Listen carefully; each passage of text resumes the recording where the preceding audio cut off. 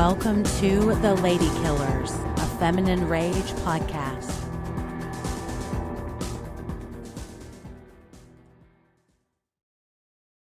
Hello, and welcome to The Lady Killers, a Feminine Rage podcast. I am your host, Jennifer's Body Von Podcastington Adams, and surprise, you can see me. That's right, bitches, we are doing video. I've spent months painstakingly crafting the perfect face for just such a moment. I drove a knife into my nose. I sewed my eyelids shut. I even ate a giant worm. And here we are, which is appropriate because tonight we are talking about the Norwegian body horror fairy tale, The Ugly Stepsister. But I'm not alone. I'm joined by a fabulous panel of lady killer experts and a special guest. She's a writer and Chicago-based influencer, creator of Malort and Moe, Tumpale Mwakasisi. Hi. Welcome to the pub. We're so happy to have you. I'm very happy to be here. Tumpale, say hello and tell us, who is your favorite prince? Hello, my name is Tumpale, Sacred Body Mwakasisi, and I think my favorite prince has to be, I've been debating between Alma and the Doctor. I think the Doctor, I just found his character hilarious, but Alma, I feel, in terms of like actual princely values, I think Alma takes it. She does give prince vibes for sure. Like the whole outfit, like it's very like extra. Read all about it. Yeah, it's the hat.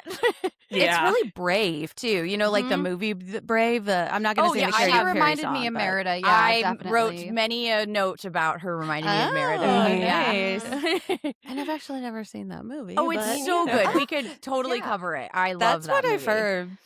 Well, you just heard her voice. Sammy, say hello and tell us, who's your favorite prince? This is Sammy. Check out those boobs, Rothman.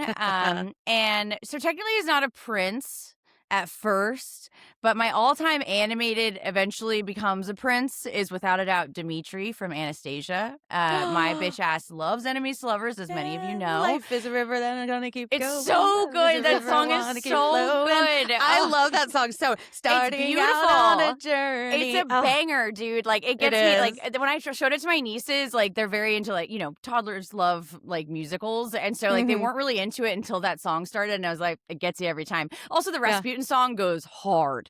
But it's John Cusack, and I like love him. And I had all of their action figures as a kid. I think like you could get them from Burger King. So my Barbies were getting up to just fucking hijinks with Dimitri. Also, the prince from Sleeping Beauty, he has no name, or I don't think he has a name. But I find him to be the most handsome of the Disney princesses or princes. And as much as I love Beauty and the Beast, the long blonde hair just doesn't do it for me. And I'd rather him stay a beast. Rather fuck the beast. Yeah, I'm not really sure what that says about me, but that's just kind of. I don't think it says anything bad. I calls them I'm as with I you. sees them, I guess. Exactly. Yeah. Yeah. We like that big beast energy. You know. Yes. Exactly. Well, Shelby, say hello and tell us, who's your favorite prince. Hello, I'm Shelby, banging in a barn, no back, and nice. My favorite prince is actually two princes, and it's the little princes in the tower. Spin doctors. Oh no, I was gonna say 1, 2. Prince is named before you. Go ahead now. I know. You thought we passed musical month, but no. No, but never. I'm never here out to of stay there. forever. Never. Always in there.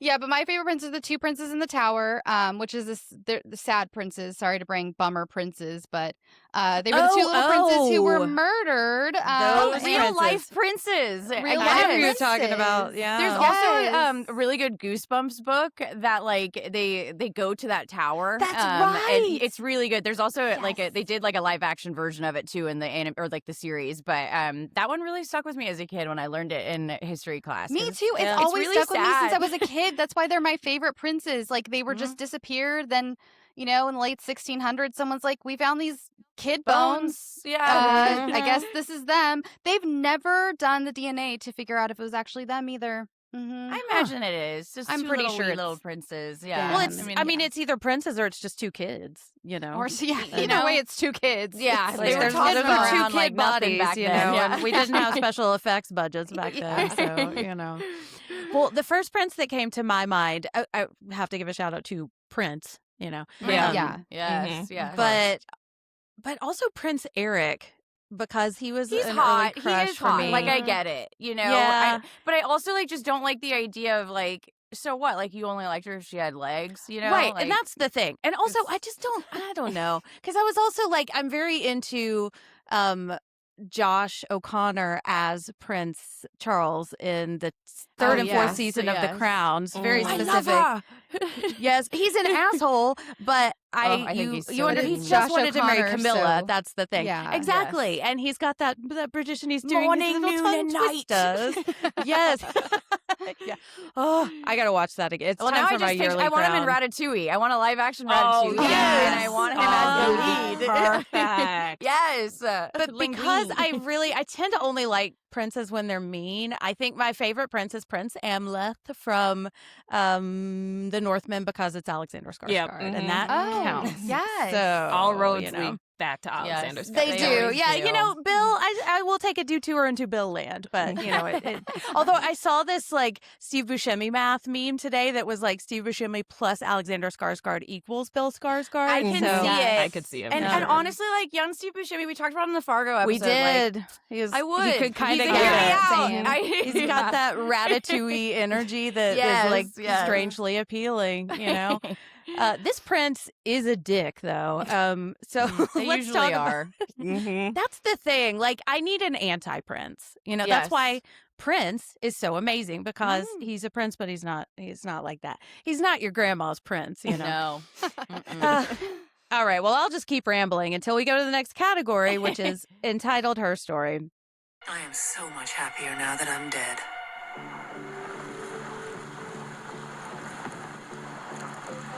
Technically missing.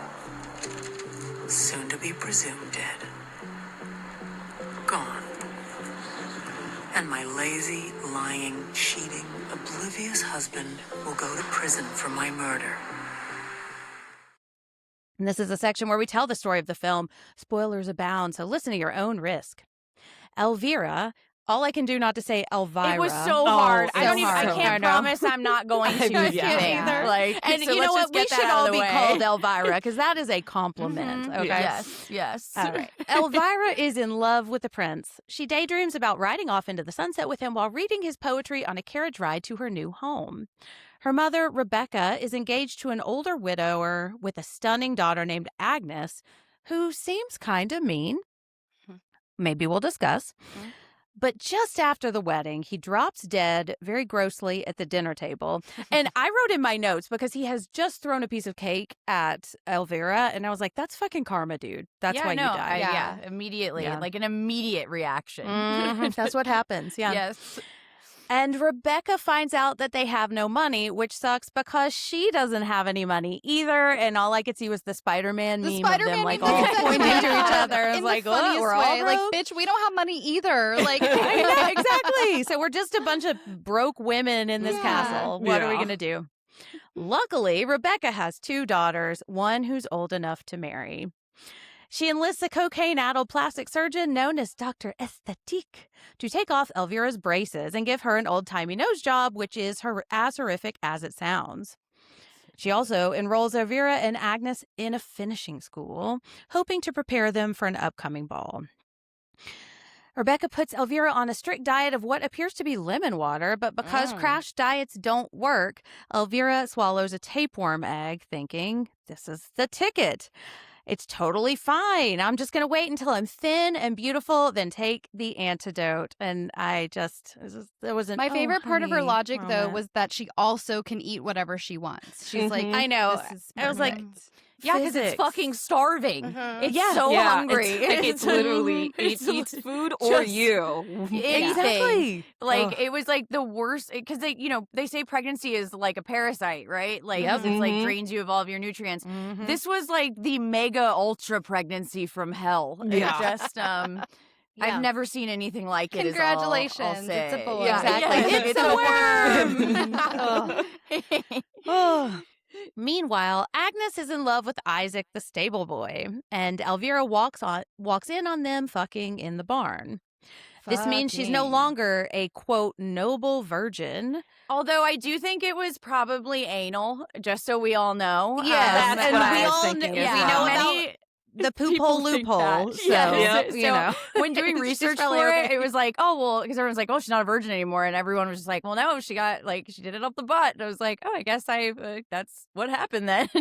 I mean, okay, and so, yeah, I know a lot of people that went to Church of Christ College, and it's very similar to Mormonism. It's like and- soaking, that's- you know? Like, Yeah. if you just sit there and someone rocks the bed, it's not really fucking. It doesn't count. What is that Jesus called? Doesn't see it. so- Soaking. Soaking. Soaking, and then the motion Yeah, you thing. jump on What's it. it called? Look, go to my Instagram, y'all. I laid out a helpful like thing that I copied Guide. from the Real Housewives of Thank Salt Lake God City. for Yes. that. I They know, know right? Ted I am franchise. providing a service. Yes. Exactly. Yes. Heather Gay is like, here's what you do, and but also don't do it because it's stupid. Yeah. Just fuck everybody. Come on. But there's like a hot dog imagery, and then there's like it's so funny. That's Okay. amazing. Jen Whole Ferratu other at world out there, Instagram. man. Go Just check the it out. word It's very funny. soaking is like the least sexy word. It's you like could moist, have. or it's Come just over like and it just soak. sounds wrong. Soaking. What is it? Okay, because you soak and then you have somebody jump on the bed. I soak, we soak, she He soaks. soaks together. So I don't know why. And now listeners can see what I'm doing. So, have fun with that. All right, back to the story. So she's no longer a noble virgin, which means theoretically she wouldn't be able to marry the prince, but I don't know, it's a whole thing. So Rebecca puts her to work in the house and kicks Isaac out without his clothes.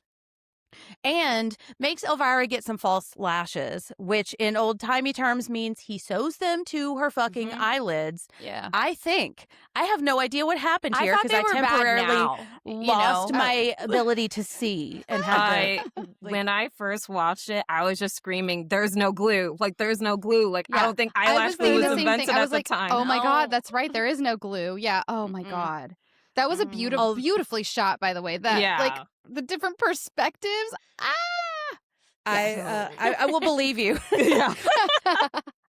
But here's the thing, though. Those eyelashes looked so good. They did look Once- incredible. They were Once her so eyes cute stopped on them. bleeding. Yes. In preparation for the ball, Elvira gets a beautiful new dress from a creepy lech, but the tapeworm plus the food she keeps binging is making her hair fall out. So they add a blonde wig. Problem solved. Yes.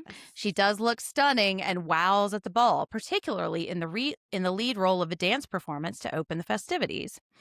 Though her dance card is full, the prince chooses her until he sees Agnes walk in. Cinderella has had some kind of hallucination while sleeping on the corpse of her dead father, whom Rebecca never buried, and she's gone to the ball in disguise. The prince is smitten and Elvira is devastated. Even though, there's a fishmonger that comes up and I was like, well, you could be in Corpse Bride. That worked out great. So, but it doesn't work out good for her. Anyways. So, Sammy, I feel like that's a victory for you because I thought about Corpse Bride so much while watching It really is, this. honestly. Thank you. I'm so glad that I can do that for you. I was so glad that I had that reference, too, because I was like, Well, the little fishmonger. earth or worms that The little the silkworms in silkworms. this, but the Yeah. silkworms that fix her dress are like the They little reminded green me of- worm in Corpse Bride. Yeah. I was With the like, big "Eh." lips. It's the Peter Lorre worm. Yeah. Yes. yes. So because the prince doesn't know who Cinderella is, because that veil is apparently impenetrable, he vows to marry whoever can fit into the shoe Cinderella has left behind. Back at home, Elvira threatens to kill Agnes with a meat cleaver if she doesn't give her the shoe. Unfortunately, Elvira's feet are way too big, so she tries to chop off her toes.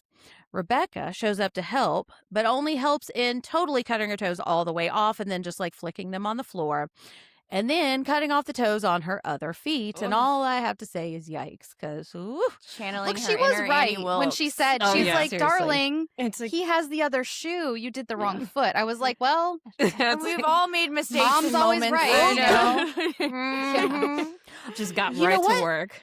Yes. You're right. Okay, because I was like, the way Alma was looking at her, I was like, Mom, I thought mom was just trying to trick her or make her feel No, stupid, but mom you're was right. totally right Yeah, in she that was like, moment. oh, It's sweet still- summer child. It's But here's the psychopathy no thing. matter what, but she was correct. Yeah. Mhm. That's true. Also, she's going to have to wear both those shoes. You know, you can't like. Also, I'm just sorry, kinda- guys, but like, it's not just the length of the foot; it was the width of the foot. No, that her foot was no- way those too dogs wide. weren't I getting noticed in that. there, You're gonna have guys. to Yeah, I did shave a notice little that. I bit was like, too. Yeah. Are they going to chop the side as well? It was or- not dainty and like, and even when they No. first showed her foot, I was like, "Damn, she got some big feet." And then it came into play later. I know. Which, as a big-footed woman, I felt seen in that. No, my moment. mom had So- size 11s, dude. Like, really? it sucks because all I wanted as I got older was wear her nice shoes, and I could still like flop around in them like I was 5 years old in her big shoes because I have a size 5. So 5 to 11, quite a big change. Yeah. Yeah. Well, I blame my kids because my feet are still a half size bigger since I've had children, and that my children are crazy? 9 and 11. Yeah. Yeah. So. After a heartbreaking dream in which the prince chooses her, Elvira wakes up a bloody mess to find that the prince is coming to her house right now. She desperately throws herself down the stairs, and it's like the walk of shame from hell. The tooth. Mhm. Oh my Tooth gosh, I busted. know. It was It's like rough. all her. It's okay. It's like she did Goodnight Mommy to herself. Yes. Yeah. You know, it's like exactly all the work exactly. that she just did on her face. She just smashed it all. Mhm. Yeah. And Worse I than was- where she started. Yeah. Seriously. And I was really trying not to laugh, but when she got to the stairs, I was like, oh, honey, I don't think this is going to work. And then she went, No. "Gug, gug, gug, gug, gug, gug." So good. And then she did it again. Oh. Unharmed, Agnes literally steps over her to kiss the prince. And this is when I was thinking about Fashion Roadkill from Sex and the City. When I think, I can't remember who it is. It's, anyways, Carrie falls on the runway. It's a whole Yeah, thing. she does. That was. but it's, classic episode. But Agnes literally steps over her to kiss the prince, her future husband. Horrified by everything, Elmira helps Elvira expel the tapeworm, and they get the hell out of there as their mom is about to eat a big dick. She's the real Prince Charming, okay? Yes. Yeah, she really is. Yes. She Okay, goes and now- steals the jewelry from her mom while her mom's like blowing that dude. Sucking like cock. that was a Yeah, boss the move. fishmonger Yeah, shit was guy. sick. Oh, yeah. Yeah. Mhm. I That thought she it was the stole from her fishmonger own guy. daughter. Right? She was like, you had your chance. Oh, we're going to talk about it. Yeah. Okay. I spied in the notes that there's a post-credit scene that I didn't see. I What didn't is the either. post-credit Okay. scene? Okay, well, I have lots to say about it eventually when we get there. So All right. I can tell you I a did little not bit about see it. I'm very excited. Oh, my God. what? Mm. I kept it playing because I really liked the soundtrack. So Oh, that's yeah. probably the only reason why I saw it, or else I probably would have I immediately even ended thought it. about it because I clicked off like real quick and I was like, "Whoa, that was so fast! I didn't even wait to see." And I was like, "Oh well." And It's went also on like, not a Marvel movie, so you typically wouldn't expect, Right. Yeah. Avengers Like, will be back. Is Beauty and the Beast going to like show up or like his hammer or Yes. something? You know? It's like the connected universe. Okay, so Sammy's going to tell us about that in a little bit. But Tumpale, you chose this movie. What's your story with the ugly stepsister? So I do film criticism. So I was covering the Overlook Film Festival in Ooh, remotely. Stephen King connection. So I watched it in April of last year. Oh, wow. And so I just, watching it remotely, I was really happy I did because the screams I scrumped when I first watched this, it was like almost like blood curdling. I was so loud. This was one of the most like visceral viewing experiences I've ever had when watching a movie. But I was obsessed, and like I think maybe halfway through watching this film, I was like, "This is lady killers personified." Like It I really have is. to talk about it. Uh-huh. It's like you guys have to cover it. Like I'd love to be on, so I'm happy I'm here, and thank you for having me. Of course, I Um, can't wait. So I think with this film, like, Elvira is trying to fit in. Like she's always overlooked and just cast aside. And it really resonated with me because like growing up, like I was Black in a predominantly white suburb, so I never fit in. And also with just like beauty standards, like I would always try to mold and make myself fit standards that I was just never going to meet up to. And like how it affects you like physically, but also just emotionally. I thought that they covered this like really beautifully. They don't chastise Elvira for having those feelings. They just show like the reality of just beauty standards and how it affects people. So yeah, it was wild because the like body horror and the practical effects are incredible. They're and insane. So when we were watching it, I was watching it with Dan Flieger, who is co-host of the Losers Club podcast, and even he was looking away at certain points, especially with and the that needle. takes a lot. And like, it does take a lot. Yeah. He has seen every like horrifying film on earth, and so if he turns away, that means something. Yeah. So I actually watched it when I watched it in April. I watched the original like Danish version with subtitles. I don't know why, but this time, when I was trying to watch the Danish version, it was only giving me the English dub, so I watched that version. Yeah, I don't know what's wrong with my AMC Plus, but it was giving me the English dub version, so I watched it this time just to make it different. And I thought it was really interesting some of the language that they chose versus the subtitled. But I think one thing when you say corpse bride, I feel like beneath the like coquette like satin gowns, there's a lot of rot and ruin in the film. So I feel like it kind of explores like how it actually like affects like women and people in general, just like how it mentally just like wears you down, and just like how it just like negatively affects women trying to aspire to these beauty standards that are just like so unattainable. Oh, absolutely. I was thinking about the substance, of course. And then I was thinking a lot hard about not to, but Yeah, I it feels think like in a good way.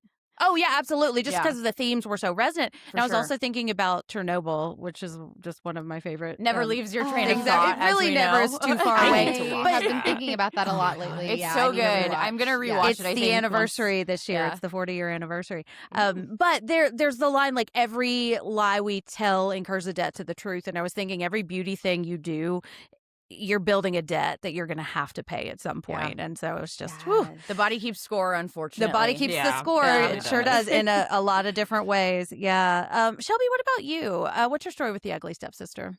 Honestly, I heard about it because as soon as it was hitting festivals, people were talking about it. I remember Yeah. it just getting immensely good reviews, and I was just like, "Oh my god, I cannot wait to see it." And so, as soon as it was available to watch, I was on it because fairy tales, body horror, and like I was like, sign me up. I tried to avoid any trailers or really any full reviews of it, of like that revealed any part of the plot, because I wanted to go into it as blind as possible, and I successfully did. I did hear about worms and things. You know, you just hear whispers I didn't even of know things. that. Like, I went in totally blind. I didn't even watch a preview. So, like, I think I did much remember better because that a few way. people said something about like, "Oh, I hope you're good with bugs," and I was like, "I'm fine." As you guys know, I'm fine with bugs. So I was like, "Bugs." So the same, it just resonated with me so hard because I think we're going to talk about it at length, but again, beauty standards, what we do, the things we do to ourselves. I admit, like, I loved how multifaceted all the characters were because I didn't hate anyone for too long, and I didn't love anyone for too long, honestly. Like, not a single one, other than That's maybe how people are. other than maybe the prince and his little cronies. Like, I just hated Prince them. Bros. Yeah, the Prince Bros. I didn't need them in my life at all. By the way, who ghost wrote this prince's poetry? Because he did not write that book. I have did not many write thoughts that. about that. I literally wrote in my notes when we get to the part where I was like, I'd be willing to wager my entire life savings that he did not write that poetry. Literally. Yeah, we're going to get to all, basically everything I have to say we're going to get to. So yeah, that is mine. It's just, I heard about it, knew I'd love it, did love it. And now, yes. And here we are. And here we are. Well, Sammy, what about you? What's your story with The Ugly Stepsister? So my story with this film started last night, where I, for the first time ever, felt the urge to vomit while watching a movie. Never have I ever in my entire life felt my gag reflex so suddenly and viscerally as I did watching the tapeworm scene. Like, I'm just even like talking about it right now, I can feel it in my stomach. Like, I had to totally look away. I could barely, and then I would like look up to kind of check in, and I was like, nope, no, And it was still going. It kind of kept going. I'm done. Yep. And like, Jen knows that, like, we covered Inside, and I watched that movie with no issue, but this scene, like I said, like, even talking about it now, like, I can feel, like, my gag reflex. Like, you can feel the worm. And I think that's a true feat in filmmaking. You know, as we were talking about, like, with Sleeger, is, like, I'm the same way. Like, it takes a lot to make me that uncomfortable, and I was... it was bad. Like, I was very happy I did not eat while watching this movie. But now that that's out of the way, I can share the abundance of love I felt for this film. This is a true and through Sammy flick. Much like we were covering Perfect Blue, this checked every single one of my boxes. Fairy tales, specifically dark versions, or should I say accurate versions of them, are my kryptonite. Like, this is my favorite type of genre. I love them even when they're bad, but that certainly isn't the case here. And Cinderella has always been a favorite of mine. As you can see, I am dressed in my Cinderella best. This is my happily ever after Cinderella crown. Cute. So I got it when we got married, and we went to Disney immediately after. So that's why I'm on theme tonight. But I have probably seen every iteration of this story.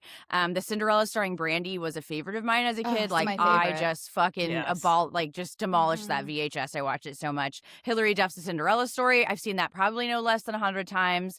I saw the new live action one when it came out many years ago, and I actually felt like our Cinderella here sort of looked like Lily James, who plays her in the live action movie. I got there's that. Like, there was a lot of Disney and feelings, influence. Well, not really, but like influence. Sure. Yes, definitely. But I do think this is probably the closest an adaptation has ever gotten to the original version of the story. Like, it directly included the Brothers Grimm portion that shows the stepsisters cutting off their toes, which is in the book. I even, as we were saying, love the nods to the Disney film. I nearly shrieked when I saw her feeding the mouse because I love Gus Gus. He is one of my... I just love that fat little mouse so much, and his little crop top. He's so fucking cute. But, like, fairy tale, despite the hat that I'm wearing that says happily ever after, they were never supposed to be that. And, I feel like it wasn't until Disney got their little greedy mouse paws on them that they started to become that. And they used to be, like, drenched in darkness, and they served more as cautionary tales than the feel-good sentiment that we have today. And I'll be honest, we know that I'm a big Disney park goer, and I've always felt really sympathetic towards the ugly stepsisters. Like, when I see them at Disneyland, I always think about how those girls were probably so excited to become princesses only to get the call back for the ugly stepsister. And I feel like that just makes me really sad. And I've, like, watched a girl on, like, TikTok who, like, that happened to, and it was just, like, it made me really sad, and it has, like, stuck with me ever since. I've never thought about it that way. Oh my God. Like, I mean, they would have auditioned just to be face characters. Yes, and then you're like, you know what you would be perfect for? the ugly stepsister. Like, that's sucks dagger to the heart. Yes, exactly. But I have loved the, like, whole villains POV thing we've been doing lately. They're really popular. But having said that, I think the Disney ones have gotten a little stale for me. So to see it done like this was like a breath of fresh air. It's like the Rashomon thing. It's all about perspective. And I felt like this one was like a Sofia Coppola movie. If she did, like, really hardcore body horror, it went there, and it just kept going there, and it didn't hold back on its themes. And I loved the, like, bubblegum pink font of it all. Like, it looked like a Marina and the Diamonds album cover. So I really adored that. And the enchanted realism of it all. I could have, like, remained in the world despite the disgustingness of it all, because it was so cool. It was awesome. And the director, in an interview, because I read one, and it's, like, translated, obviously to English, so it's a little English broken, but she basically said, like, it feels like a real world. The trees aren't made of plastic, and the humans aren't AI. It's tactile and gritty. You believe in the world. It could be on the other side of a mountain. It's this enchanted place, but it's still in our universe somehow. You think it's a real place, but it has this otherworldly feel to it, but which makes it larger than life somehow. And, like, AI wishes it could make a fairy tale look like this. But I will say my one thing is that I was really hoping for a Lucifer the Cat cameo, and we didn't get that. But I will give it. They gave me Gus Gus, so I'll take it. But Lucifer the Cat is one of my favorite villainous critters in the Disney, fandom. So that bummed me out. I was waiting for it the whole time. But other than that, 10 out of 10. Loved it. Really, really great. Amazing. I was looking into a little bit of, like, the behind the scenes, and apparently Gus Gus had in his rider that there were no cats allowed. Oh, did he? Yeah. So that's why we don't. He had a little trailer. He did. like green M&Ms, no cats. I will and- not be on set until you get the cat out of here. I know. I wish they put him in the crop top though, but I get it. He You know, is at least we got so the pumpkin, which was cool. That's But yeah, I true, love yeah. all of the nods to that. Like they really like she you know, because it's one of the most iconic stories. Like the castle at Yeah. Disneyland is the Cinderella castle. Like it's a huge part of, you know, every girl's upbringing is watching the princess movies. So it was really cool to see it the way it was intended to be told, horrifically. Right. Yes. As a brutal story. And I Yes. love that we don't really, like, it stays very grounded and we don't really go into the supernatural. Like, But it it's is there, love that. you know? it's there if you want it Yeah. to be there, but it Yes. also could be Agnes slept on the body of her dead dad and maybe had a little bit of a breakdown and got really lucky that the Yeah, prince and happened sewed it. to be into her, you know? And so. then found like a little thing to do this with. Can you tell it's me? Exactly. Can you still tell it's Yeah. me? Who are you? Where Where did did Sammy Sammy go? go? Who are you? I died every time. I was like, and then Mike was like, he's like, how could they not tell it was her? And I was like, I know. dude, come on, it's a Because fairy women tale. aren't people Yeah. back Yes, then, you know. exactly. But, No. yeah. Also, Sammy, where did you come from? I Oh, know. yeah. I'm back. I'm back. I know. This was a first watch for me too. My journey with this began on, I believe, Tuesday. I'd heard about this and I'd heard everybody loving it, and it did definitely sound like my jam. And I think I had a couple of people tell me you should check this out, and I just missed it, you know. And then Yeah, at me a too. certain point, I was like, well, we're gonna cover it, so I'm just gonna kind of wait till we do. And I'm glad I did. I fucking loved this. I thought it was so great. I've never been super into fairy tales unless they are the dark versions. Like I have this memory of me being a kid and sitting at the daycare that I used to go to in this big bathtub they have with like a rug inside it and reading all, like I would sneak this book about the real Grimm's fairy tales in there and read all the dark shit. But I did love Ever After. That was my, I think, Oh, I Oh, I love mean, Ever yeah, After. the Cinderella gowns story. in that one are just so good, and it's like right? it's the Oh. 90s vibe to it. Just is this, I love like the because it doesn't have the sheen, you know. It and I doesn't, hate the yeah. sheen. Again, I grounded. don't want Like it's, the director said, real trees. You know, yes, like exactly. love Yeah. that. There was not Yeah. a green screen to be seen Oh, in this no. film, and we love to see it. Yeah. As a directorial debut as well. I know, is right? wild. Yeah. Yes, Like, what I a know. way to make your mark on the scene. Yes, Yeah, well, female absolutely. director too, and let's Mhm. shout her out. That is Emilie Blichfeldt. So I will definitely be looking out for her. I was okay with the tapeworm, which is surprising because I hate bugs, Really? worms, and I hate vomit. But for some reason, this didn't bother me. But the part that I could not look at the eye thing. I just, and That I one was was rough for really me as well. trying. Yeah. I was, because like years ago I would have just tapped out at first. I was like that movie Apostle with Dan Stevens. I was Oh, like, that's too much oh, for me. I yeah. can't do it. And now that's like, you know, whatever. But I was like, I can do this. I can watch Martyrs. I can do this. And I couldn't. So I had to look away. It's all right. Uh, I watched maybe 2 or 3 seconds of the worm scene. Like it was that bad. I Really? was It's like, weird the stuff that gets us. Like Yeah. I don't know. yeah. See, and I was just- like, it was a strangely satisfying thing for me too. I was like, you got to get the rest of that out. but And then when as it it popped, got bigger the and whole- bigger, Oh, yeah. and I was clump, just like, I was can't. like, It looked like yeah. the insides of the of Bishop in Alien. You know, when like the Oh, villain comes yeah. out. Oh, it like looks the like his jizz blood? innards. Yeah, yeah. the jizz Mhm. blood. Yes, and Yeah. so it was just like, and then when her face started turning blue, I thought she was gonna die, and I was like, and I did Mike was too. like, no, like Mhm. 'cause he was keeping me updated because I was like, I can't do it. I thought I could do it, and I Yeah. can't do it.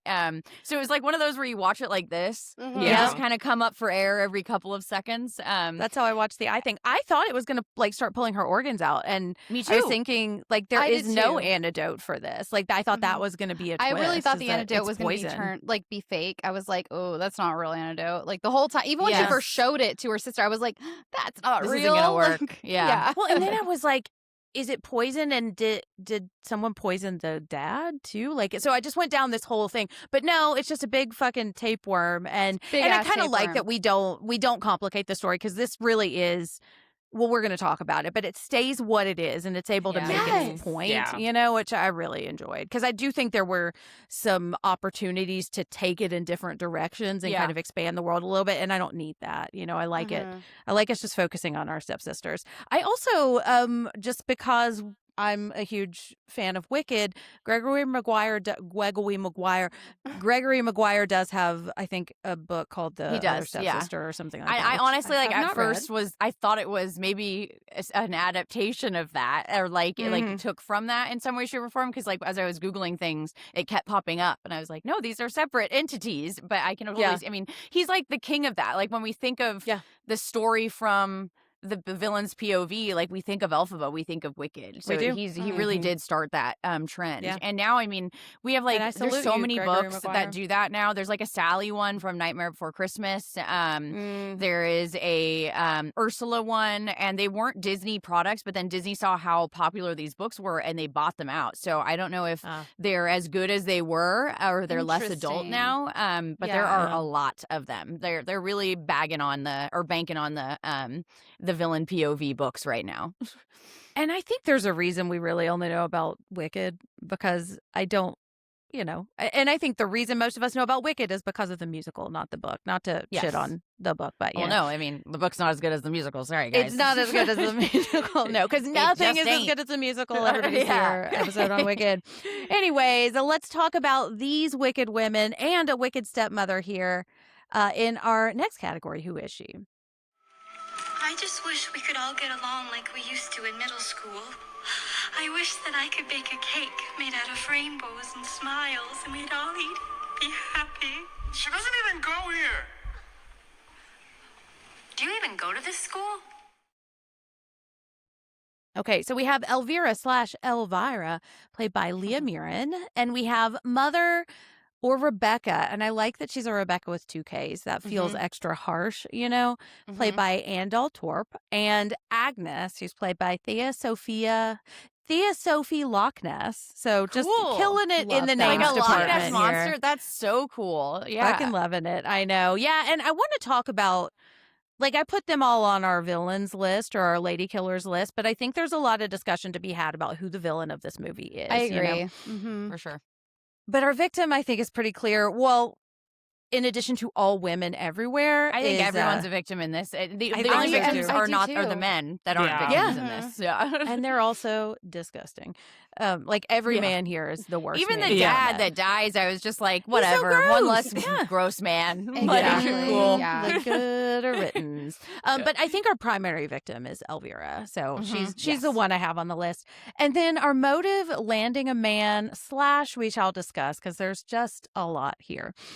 Okay, and then our weapons: chisel, skin needle, tapeworm, meat cleaver, unrealistic expectations of beauty. And then this isn't really a weapon, but I got so nerdy about this. We hear in the Hall of the Mountain King. We do. I noticed that. Yeah. So good. Oh, it's one of my favorite pieces of classical music, and it's by Edvard Grieg, who is Norwegian, and it's based on a Norwegian folk tale called Peer Gynt. So I was just like, I was like geeking the fuck out. I love it so much. It's not a weapon, but it killed me. So, the music was rad in this. Like, I want the vinyl. Like, it was really, really cool, and it was so different. Each piece was so different. Like, nothing felt like cohesive, but I mean that in a good way. You know what I mean? The one criticism I think I have is I did not like her dance outfit. Like, I was expecting some Black Swan. It didn't then we fit were getting the era. To be honest with you, anachronistic, the one with the and tulips, it was ugly. right? Yeah. I was like, but the ugly stepsister is supposed to have the ugly dress. You know, it's you can't outshine the blue, beautiful dress. So that's true. Her dress is so much better than Agnes's, though. Yeah, I agree. Anyways, bigger is not always better, ladies. It really isn't. Let me just say, for the record. Okay, well, let's talk beauty. So, Tumpale, what is the most painful thing you've ever done for beauty? So I got eyelash extensions done consistently for like a year and a half. So that scene affected me it affected me personally. And every time I did it, my eyes would just burn. And they never got like puffy, but it would just like burn. It would I would have a burning sensation. My eyes would just water. I tried 2 different people, and every time my eyes would just burn. And I kind of thought it was normal. And now looking back, I'm like, I don't think my eyes were compatible with the eyelash glue that they use for lash extensions. So now I'm a false lash girly, through and through. We put on a strip and we keep it moving. But that is by far and large the most painful thing that I've done for beauty. Oof, I couldn't even do it. My eyes are way too allergic to anything. I can barely do I tried the magnetic ones once because I thought, cool, awesome, this will be so easy. And they didn't work at all. So I've never tried false eyelashes either. I've always been a little freaked out. I only can do it if someone else does it for me. If I'm doing it myself, it's not going to happen. Well, next time we see each other, let's try it. We'll do them for each other. Yeah. We'll figure it out. Well, Sammy, what about you? What's the most painful thing you've ever done for beauty? I feel like we've just as a society normalized this beauty being pain for so long that I don't even feel like I realize it when I'm doing it. The pain of plucking your eyebrows, the pain of bleach on our scalps, the pain of acrylic nails, which I just went through having to pull all of mine off, the pain of eyeliner dripping into our eyes, and the razor burn we get because God forbid we have any body hair. And I've known that to be beautiful is to ache for as long as I can remember. And I've absolutely been a victim of that mentality. I think my first time realizing it was when I was probably 4 or 5. And in the rare instance I saw my mom around that time, she was getting ready for a date and she came out of the shower with gushing blood from her legs because she cut herself shaving. And that moment is so ingrained in my psyche that I didn't start shaving my legs until the 8th grade and was made fun of pretty hardcore for that because I was I'm not going to die. Fuck you. Yeah, sorry. And then I even tried Nair, which I found out I was allergic to and had chemical burn all over my legs after. So that was really fun. But to answer your question, I've done plenty of painful things to adhere to beauty standards that I've been very vocal about because if I'm going to get procedures done, I'm going to be honest about them. I don't feel shame about getting them done because I'm happy with the results, but I do feel shame that I succumb to societal pressures, which I know we're going to talk a lot about today, but I've had braces twice, once with Invisalign to fix my snaggle tooth from not wearing my retainer the first time. Braces is probably the most excruciating pain I've ever been through, and both times the Invisalign is very painful. It's don't believe anyone that tells you it's not as painful because it is. And I've gotten Botox done in my forehead and jawline, the masseter. I will say, those commercials you get that say they help migraines, they do. And I am due for a re-up because it really did help with my migraines there for a minute. Nice.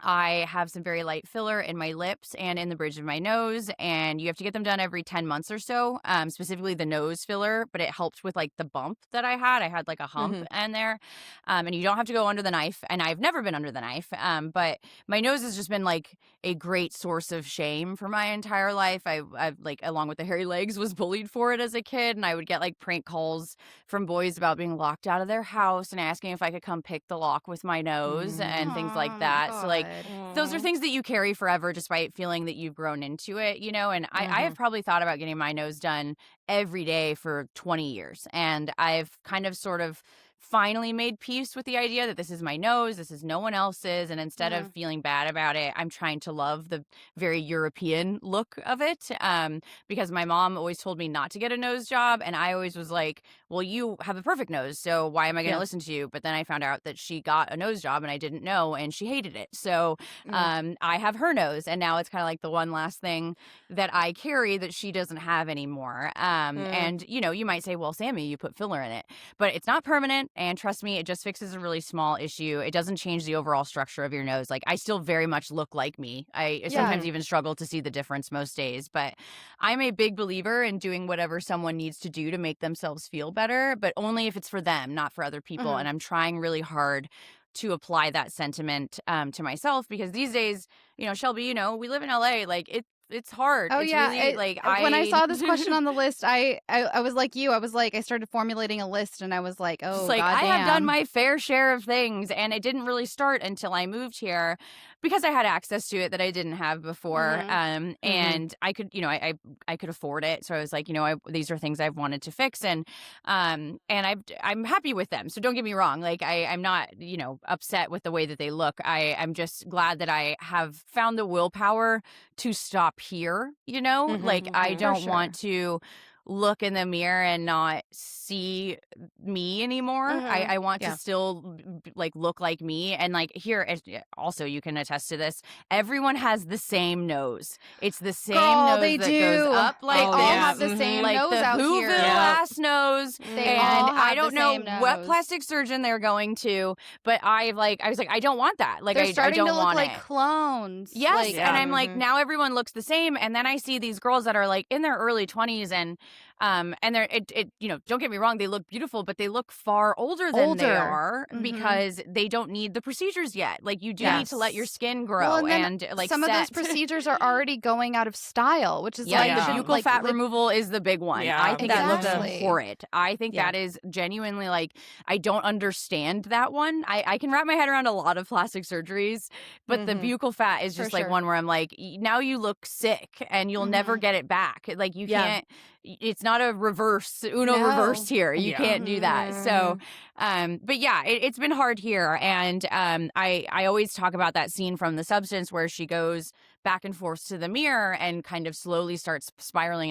And Mike has seen me do that many a time. And when we watched that scene in theaters, he like grabbed my hand and kind of like squeezed it because he was like, he knew I was very affected by that scene. And so the nose stuff in this was really not triggering, but effective for me because I know exactly what it's like to want to do anything to get rid of it and to but like I'm so glad that I didn't pull the trigger. Like I really and maybe in 20 years I'll change my mind, but right now I am happy with it. So that is a big step in the right direction for me because I've hated it for so long. It sucks when you get made fun of at a young age, like you carry that with you forever. And so I'm just trying to shed that weight, if you will. Not my own personal weight, but the weight of that The sadness, emotional I weight. guess. Yes, exactly. Yeah. Well, Shelby, what about you? What's the most painful thing you've ever done?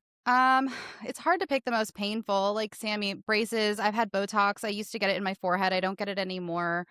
I was platinum blonde for most of my life from the time I was like 13 until Bleach literally hurts. a year ago. Yeah. Oh, wow. So just bleach. I used to work in the film industry where I was a background actor. I was an extra where I literally several of my toes, the toenails on them are fucked up because they fell off from having to be in heels for like 17 hours. Oh, God. Yeah, I mean braces, like waxing, like a Brazilian wax might Hurts. be up there, Hurts.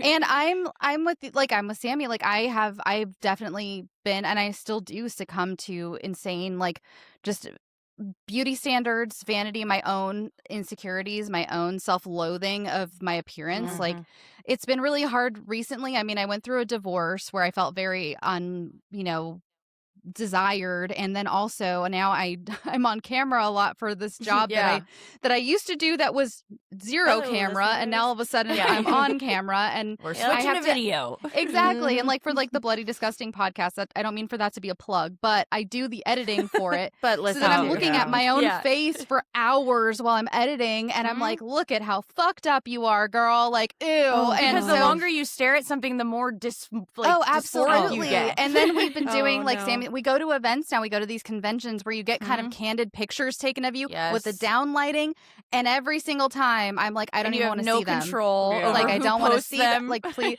It's funny. Mike and I have had this conversation too, where we're both like, I don't like getting tagged in that stuff because I don't want I to don't wanna see it. see Like, it. I don't So, even yeah. want to see it. Don't We'll perceive take me, the group please. pictures. I don't want to see it.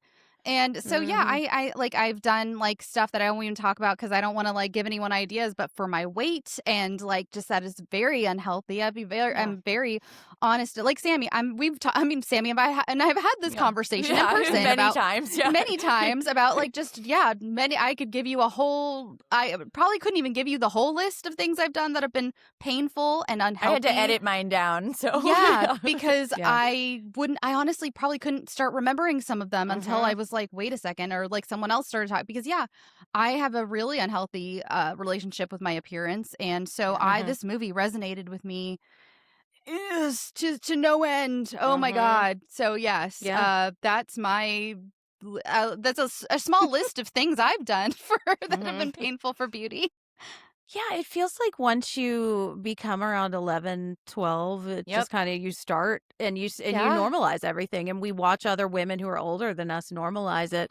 And you just, I remember watching Saturday Night Live and someone was talking about like that rumble in your stomach. That's good. That's how you know you're doing Going it to right. bed hungry. Yeah. Exactly. That is, I mean, I've done a bunch of painful shit and I'm also not great at makeup, so I've like poked myself in the eye trying to do eyeliner before. That's why like I love a smudgy eyeliner because then it doesn't have nice. to be It's just right. I also have a fear, like a huge phobia about surgery, so like I don't think I'm ever gonna be able to do it. And you know what? Do your thing. I'm not going to judge anybody because this is the world we live in, but I don't know if I will ever be able to do it. But the most painful thing I've done is like, it's actually hurting me right now. And it has to do with my foot. I've talked about how I fucked it up a couple of years ago. And I just have this like, it's partly my OCD, but it's partly just body shit. It's like I'm terrified of not being able to exercise every day, so I don't want to rest it. I went to the doctor and they said, I think it's tendonitis, like it's not broken, but it hurts every single day for Is it like plantar fasciitis? It's not. No, it's tendonitis. So I know what it is. It's tendonitis, and sometimes it hurts worse, but it hurts every day with 50% of the steps that I take every day. Like I'm wearing slippers with arch supports in them right now. That is a chronic pain. Yeah. It is, and I don't want to do anything about it because I think I've told you on here before, I was going to do an MRI on it just to see what was going on. Oh, I canceled my MRI appointment. I was so scared for it. I found out I had to take my earrings out, and that is part of my phobia. Like I can't. I'm so freaked out, but I wanted to have my ears pierced. I didn't want to let the holes grow back together. Scar tissue. That's your big trigger. Yeah. It is. And like, if these earrings come out, I'm never going to, like, Put 'em that's back it in. for me. I'm never going to be able to get them because it already was like traumatic enough to get them in because I just kept forgetting to put earrings in over the pandemic, and then your skin kind of grows back together. I had the same thing happen. You know what got me to put earrings back in? Sammy, it was your wedding. I got cute earrings for your wedding, and I went to go try them on, and I was like, what the fuck? And they didn't go in. So I had to go get studs, and I'm wearing them now. I'm with you, Jen. I don't take them out. I poked mine through multiple times. Because I was like, I got to be able to wear these cute earrings for Michael and Sammy's wedding. I mean, this it is paid just off it for me. It did. Yes. I got them in. It did. They looked very nice. Yes. Oh, well, okay. So, Sammy, you said you did a little bit of research about this. I did. We've done some painful shit, but we've never smashed a knife into our face or sewed shit into our eyes. And I wanted to look into the historical of it all, like, accuracy of it all. Because, like, when I first saw the braces, I immediately was like, oh, she looks like the girl from Finding Nemo who's tapping the glass. That's like, she does. And then I was like, is it like Sofia Coppola, how in like Marie Antoinette, like they wear the Converse, like it's kind of a mix of things. So I was like, did they have these types of things? So I wanted to look into it, and I wanted to use this section to kind of give some insight into the practices used to enhance beauty and the time this movie would have taken place, and which ones definitely weren't used. And I found this from a, quote, Renaissance history major, so take that as you will. But they said that eating parasites to become skinny is essentially an urban legend from a few different time periods. During this period, beauty standards for women would vary, but would generally lean towards having smaller breasts and a rounder belly and hips, that kind of European look, like the paintings that we see, from that era. Which is why when like they first show her nude, I was like, she's beautiful. She has a beautiful body. Fertility goddess. Yes. I was like, oh my God. Yeah. They're calling her fat. And I was like, that is like, especially since I turned 30, my hips have expanded so much. So I was like, I have hips like that. So that definitely hit me. And Mike was like, it's like in Not Another Teen Movie when they're like, oh, she's so ugly. Like, and she like takes her ponytail out and now she's like hot. So it was like that type of thing. So I did agree with that. But however, as well as we all probably know, parasites, like leeches, they would use to remove blood that were to bring your humors back into balance. And during that time, they believed that the body contained 4 important liquids called humors, which were phlegm, blood, yellow bile, and black bile. And balancing your humors were thought to bring better health and therefore beauty. And if there was too much of one humor, illness occurred or ugliness would occur. Which is with worse them. than illness. Ugliness. Yes, right? Yes, I mean, right? Come on, that's worse than death. But medieval ladies wouldn't have wanted to eat tapeworms, but in the 1800s, a small waist was generally very fashionable. However, there's no historical sources I could find that suggest anyone pre-1900 would have even thought to try this. Cosmetic surgeries are a bit different. While I don't think anything quite like what happened to Elvira in the movie happened in Europe in the medieval time period, surgeries did happen. The risk of infection was high. We did not start washing our hands for surgeries and doctors until not that long ago. Infection was very high. And experienced medical practitioners likely wouldn't opt to create a wound where there wasn't one already just for a cosmetic reason, but they were learning how to treat ailments with surgery. They would do some superficial surgeries, like slicing off unsightly warts or moles on the face. This changes by the time we get to the Renaissance. By the 1500s, surgeons in the West had learned a lot from their Arab counterparts and were more engaging in complicated procedures that were possible to reproduce consistently and successfully. Many communities during this period were also holding women to a more extreme and complex beauty standard compared to the medieval time period. Prosthetic and even surgical solutions to meet those standards would have been normalized at this point. Although I don't know, this person says, how popular it was to file down your brow. Brow surgeries did happen. There is a Renaissance surgeon who pioneered rhinoplasty techniques during this period, and his name was Antonio Braca, which is kind of crazy to think, like, that's how long ago we came up with rhinoplasties. Like, that's insane. Like, during the Renaissance, some select surgeons would know how to reshape the bones in your nose or other parts of your face and then use tissue from your arm to complete the surgery. By the 1800s, it would not have been difficult to find a surgeon who could do a nose job for you.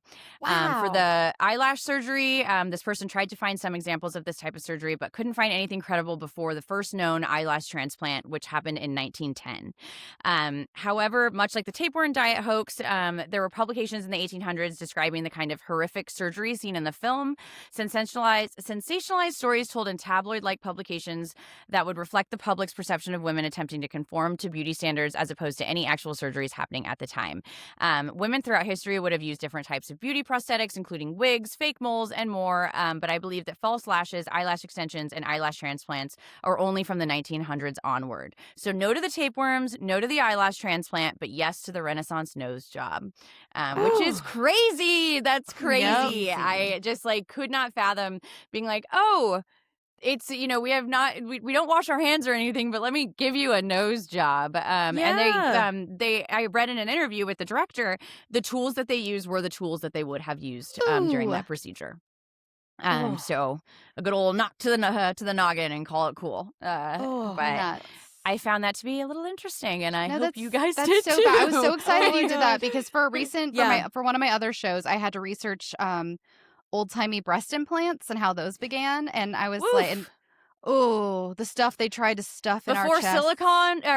silicone, I can't imagine what was being pumped. There into was those it was all boobies. kinds of different stuff. It was sponges, animal tissue. Oh, One of them was absolutely glass balls, like Oh, glass no. balls. No. Oh my God. That sounds so heavy. My back hurts. Oh my know. God. Okay, I remember I was watching the Real World Road Rules Challenge before it Trust was me, just that called 10 the times challenge. fast. Yeah, Jesus. well, that's what I call it, the challenge now. But somebody, they fell off. They were diving into water or something from high up, and she popped one of her implants. And do you remember that, Tumpale? I feel vaguely I remember that.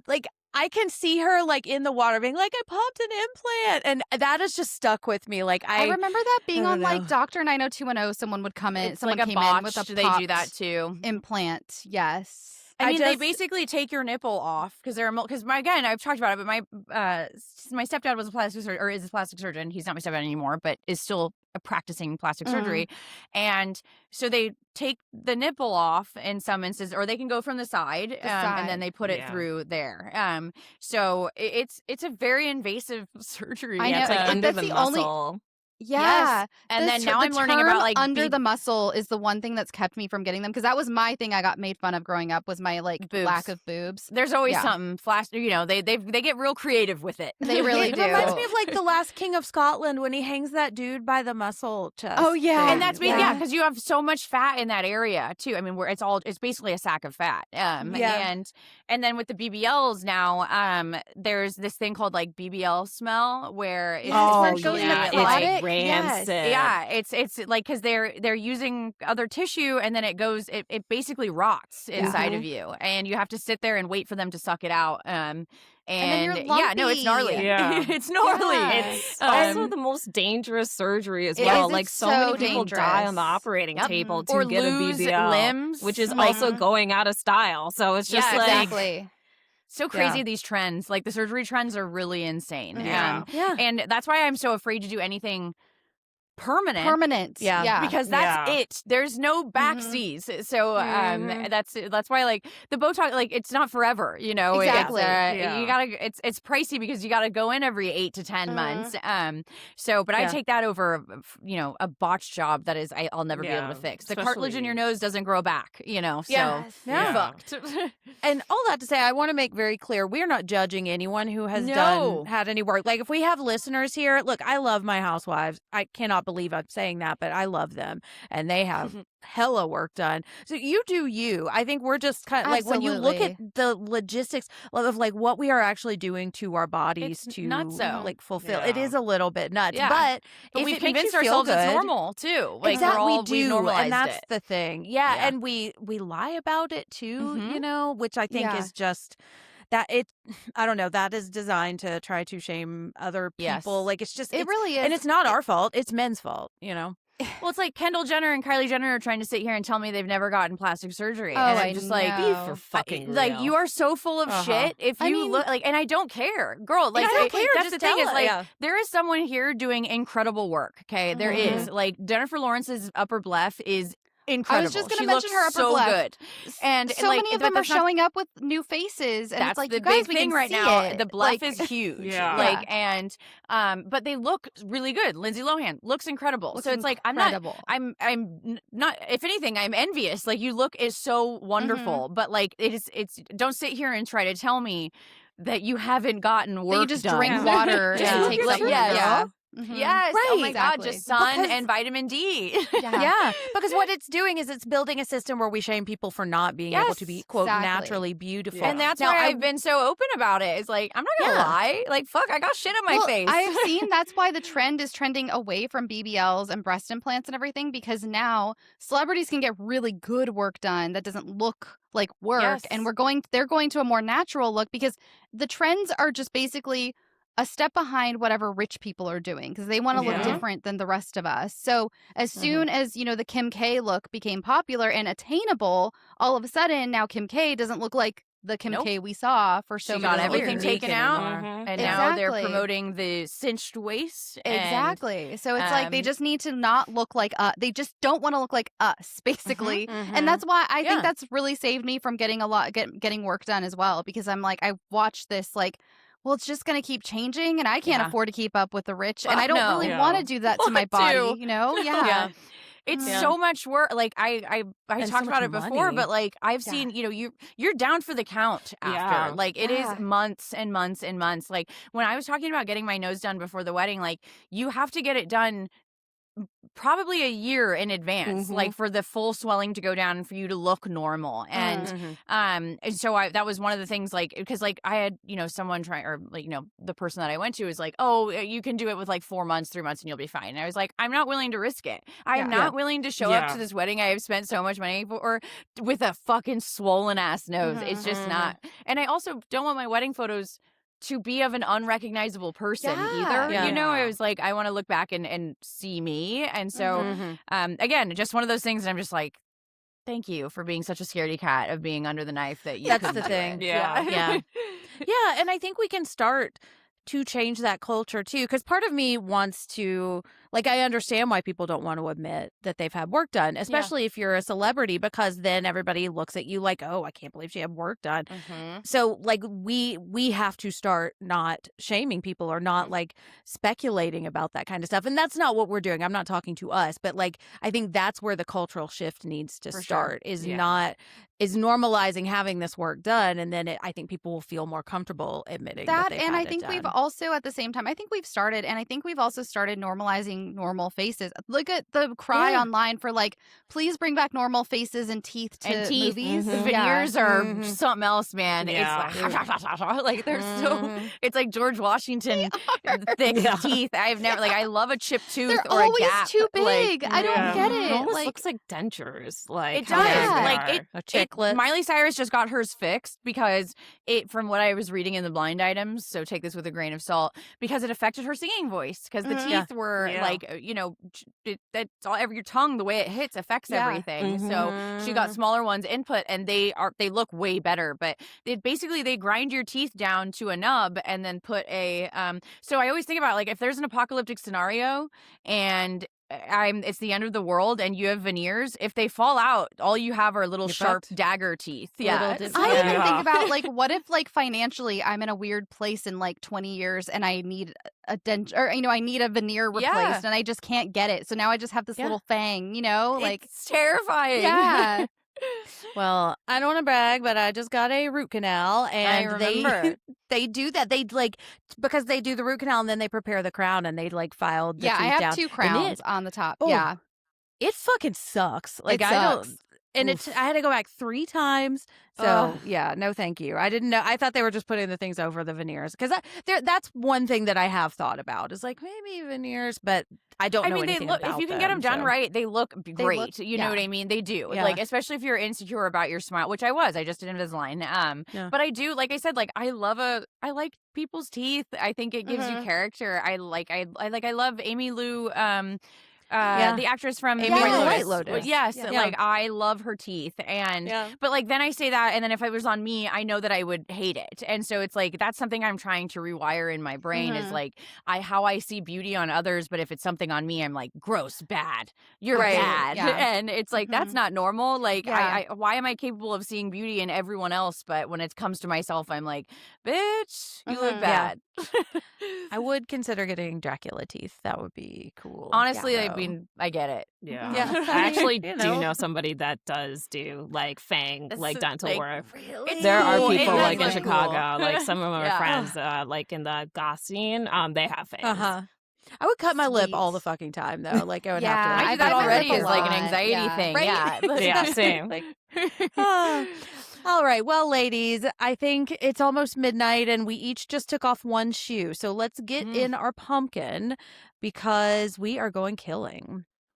This woman will soon cut, chop, break, and burn 5 men beyond recognition. And there isn't a jury in this country that will convict her. All right, so let's dig in and let's talk about these boys because I always write down quotes from the movie.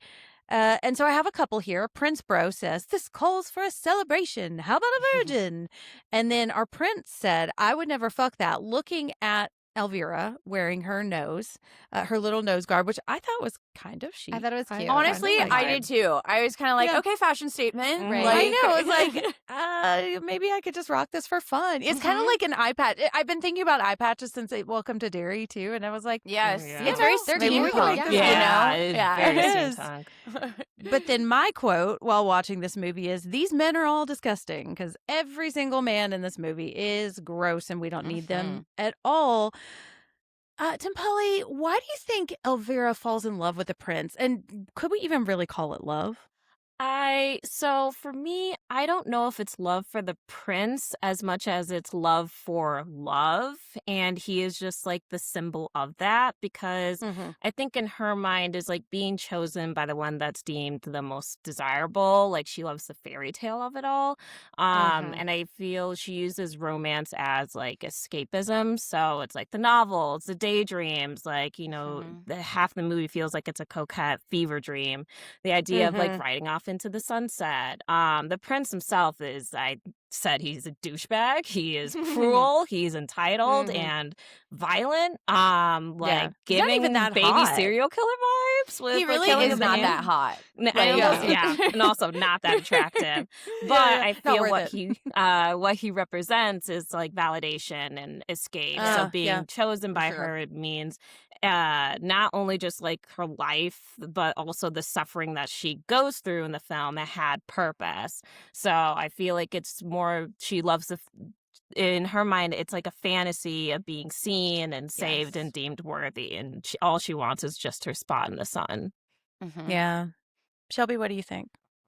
Yeah, I agree, especially the just being in love with the idea of love and being desired. I think, like, especially at that age, like, she's younger and she's been sold this idea, the prince, by, again, whatever ghostwriter wrote this fucking book. The poetry was beautiful. Some of it was beautiful, but it was like, I loved that we met him in such a harsh way, because it was such a, it was just such a, like, this is who he really is. His ass is out, and him and his friends are literally talking about raping women. Like, that's the other thing. It's like, they're absolutely despicable people.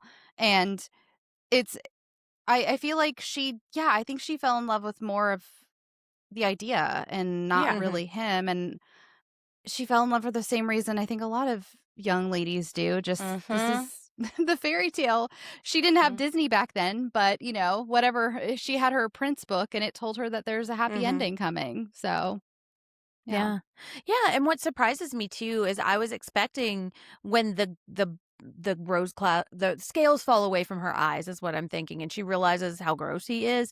She immediately goes back to the fantasy. She doesn't abandon him. She's not like, oh, he's not who I thought. No, there's this hot Isaac guy around. Maybe I could be into him, And then the fishmonger. Well, maybe not the fishmonger because he fucks her mom, but like there could be some other guys around. Her mom was but hot she though, is so I would have to. But bang for sure. Yeah, Milf, cougar. She's cougering it up, But yeah, she can't let go of this image because that's what she's really in love with, Sammy, what do you think? I absolutely agree. And I think it says so much that she's so honed in on him that she's not even like, able to discuss other options. And it's not because of like her being so in love with him. It's because this is who she's chosen. It's the prince of it all. It's the kingdom of it all. It could be, you could insert him, any man, into that situation, and that's who she would choose. It's not because it's him, it's the position of it and what comes with that. And I think, as we've been talking about, like, so much of the movie's strength comes from her falling in love with this fantasy, and his poetry rather than his portrait. And she is young and dreaming of love. And in the end, I think his internal beauty is just as counterfeit as this external one that she is trying to create. And like I said, like, I'd be willing to bet all of my money right now he did not write those poems. And they were just one more way to sort of advertise himself as this total package. Just like we all do. Everybody lies. We want to make ourselves seem more desirable than we are. But I think by, winning the prince's love, it represents achieving this beauty standard and acceptance that she's been denied by everybody around her. And even when presented, like we said, with his ugliness, she ignores the reality of his character because it doesn't fit this fantasy. It doesn't fit this like dream that she has created for herself. And I think she comes across, as much as I love this character, as very naive, not particularly socially aware and just hopelessly out of her depth. So no, to answer your question, or the follow-up question, I don't believe she was in love with the prince, because not only is it near impossible to love someone else when you hate yourself so much, I think this more so reads as a desperate sort of response to patriarchal beauty standards and the need for financial and social escape. It's a means to an end. But by fulfilling this means to an end, she has created this unattainable reality that she wants to have for herself. And I mean, as a resident daydreamer, I get it. Like what she was doing at the beginning when we first meet her, like I used to do that. After I would watch a movie as a kid, I'd be like, okay, I'm going to use this scene for my dream, like to fall asleep tonight, and I'll put myself in the situation. So I get it. We've all been doing that. We've done that. I think it's like very much a girlhood canon event. But you have to be able to change the dream when given new information, and she's not able to do that. So I think she, like, also she's never met him. You cannot be in love with somebody that you don't know. And all of his poetry, is like insert, you know, like he's just like, I don't care who you are, I'm just waiting for you. And it's like, okay. Yeah. And I kept meaning to like write down what yearning the poem is. on Yeah, Tumblr. it's like she likes. Yes. Yeah.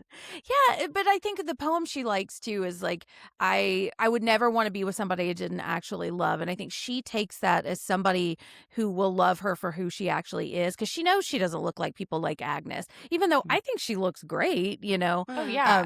And I was looking at her nose, I was like, I don't think it looks that different, you know, like I don't think it was. No, I worth didn't it, either. girl. I was like, it's a very subtle nose job. Yeah. Like, and Exactly, which means I that it know. was subtle makeup on her. Like Yes. they definitely did something with like effects to give her a little. Yeah, because she bump. definitely looked different, but it was so subtle and such a. Yes, the it reveal was really interesting. It was like It I don't know, I was really because she Yeah. really just kind of looks more mature. It's not like she Mhm. looks that much different. It's like she looks a little older. And also, I think the styling went a long way towards that. Like, it's very subtle. And I think it works for the movie. Like, this is not a critique of it at all.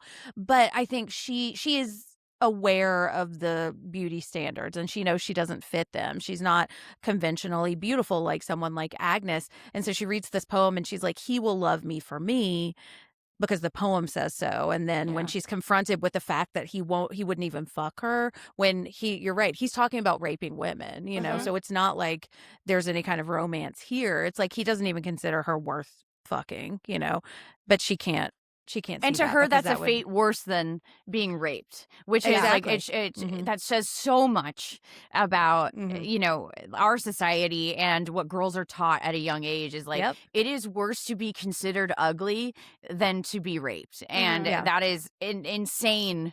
Mhm. Like realization for me as I was watching it. I was just like, oh God, like, and it's still true. People still adhere to that type of Yeah. thinking. And I could it's no, being ugly is like I would much Yeah. rather be completely just unable to be looked at than have to go through something like that. So Well, and at the least we're thing is, changing a little too, bit. Like, everybody has different tastes, and yes, we have conventional beauty standards, but like, somebody is gonna love There's you. somebody like, for everybody. know, I truly and- believe that.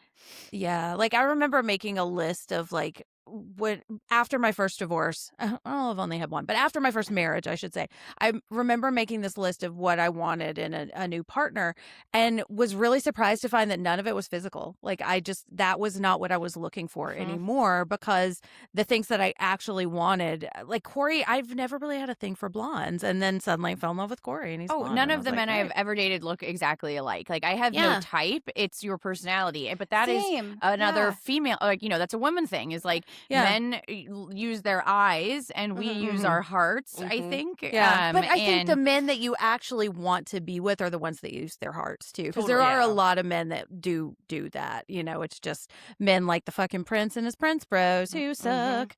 Okay, well, let's talk about Elvira. So I already said, she says, once I become thin and beautiful, I'll just take the antidote. And I was just like, oh, honey. if it was I mean, only so we've simple.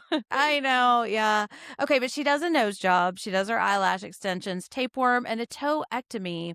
But then she also has this beautiful dress and this blonde wig, and it is a really nice dress. It's a little too yellow for me. I think I would swap It's that the yellow yellow. color. Yeah. Has anyone watched For another. Bridgerton? Yes. Okay. So some like of it. they were the feather bottoms. Like Yeah, they I absolutely think were. that's their last name. That's She always puts her daughters You in could yellow. tell, especially Yeah. against the other women's or the other girls' dresses, it was supposed to be gaudy, but I liked Yes. it too. I loved the shade of I did green on too. her. The green Yeah. was Yeah. so Yeah. pretty, and her hair, like that's the thing. She looks great once Yeah. once it all comes together, and she's got the wig and the eyelashes. Once her eyes stop bleeding, she looks fantastic, and I think that's really important too, because it presents the idea that maybe it is worth it. It's just you can't hold on to it because it's not real. So my question, Shelby, why does she do this to herself? I mean, to get the prince, to get her Yeah. her maladaptive daydream that we've seen going on through the whole movie, and I think that she also gets to a point where she wants to win over not only Agnes, but her mother. We've seen her mother be pretty cruel to her. I mean, from the very first scene when she tells her not to smile and because she'd be showing her braces, and society's been just not very nice to her. She have been, she has a better place in life than a lot of people, as we've seen them as kind of background characters around. It's like you still have I mean, they say they have no money, but they're still living in the big house. And, there's mom's still got it going on. She can get another husband. It's fine. Mhm. And again, the fishmongers of it all. She had a full dance card. She could have done it, but it was just her reasoning was the prince. Her reasoning was this weird ideal of just the prince. And I feel like that's it. She had tunnel vision. Yeah, that was her tunnel vision of it all. Like she had no, because if she would have had any other goal of just being, I just want to be beautiful, I just want to marry well, that could have happened all along the way and so many different times. But that wasn't her goal. It was literally just the prince. And it's crazy that she decides to take the tapeworm after he's like, I don't want to fuck that. Like, ew. And it's like, now it was like that set it in stone for her. Like, this is it. Like that. And so, that's what I think. It was literally just him, or the idea of him. Just like, I'm going to make myself something that he would like to fuck. Yeah. And I'll do it even if it means I die. Yes. Yeah. Tumpale, what do you think? I agree. I feel like it's two-pronged, so where it's like she's in love with the prince and wants to do anything in her power to get the prince, but I also think she also wants to prove herself to her mom, because she says, it's like, I'll marry someone, I'll get us out of this situation, and her mother just laughs at her. So it's like she wants to be deemed as worthy not only in the prince's eyes but her mother's eyes as well, and also be perceived as conventionally beautiful to the prince specifically, because when she is given the option of the fishmonger, like, she's basically, as she's dancing, she's dissociating because like, this is not what she wanted, this was not in her fantasy, this wasn't in her headcanon, so I don't it's like, not my headcanon, I'm rejecting it. And so with that, I feel it's like, it's not necessarily marrying well. It's just like the prince was like the one true way out. And so it's like, I will do anything in my power to get that. And so I think that's why she did it to herself. Yeah, I was thinking about this too, because I remember when I was dating, the big thing was those Victoria's Secret push-up bras, and I was like, should I? There's that TLC video where they're wearing the silk pajamas and then they're really the uncomfortable, bras.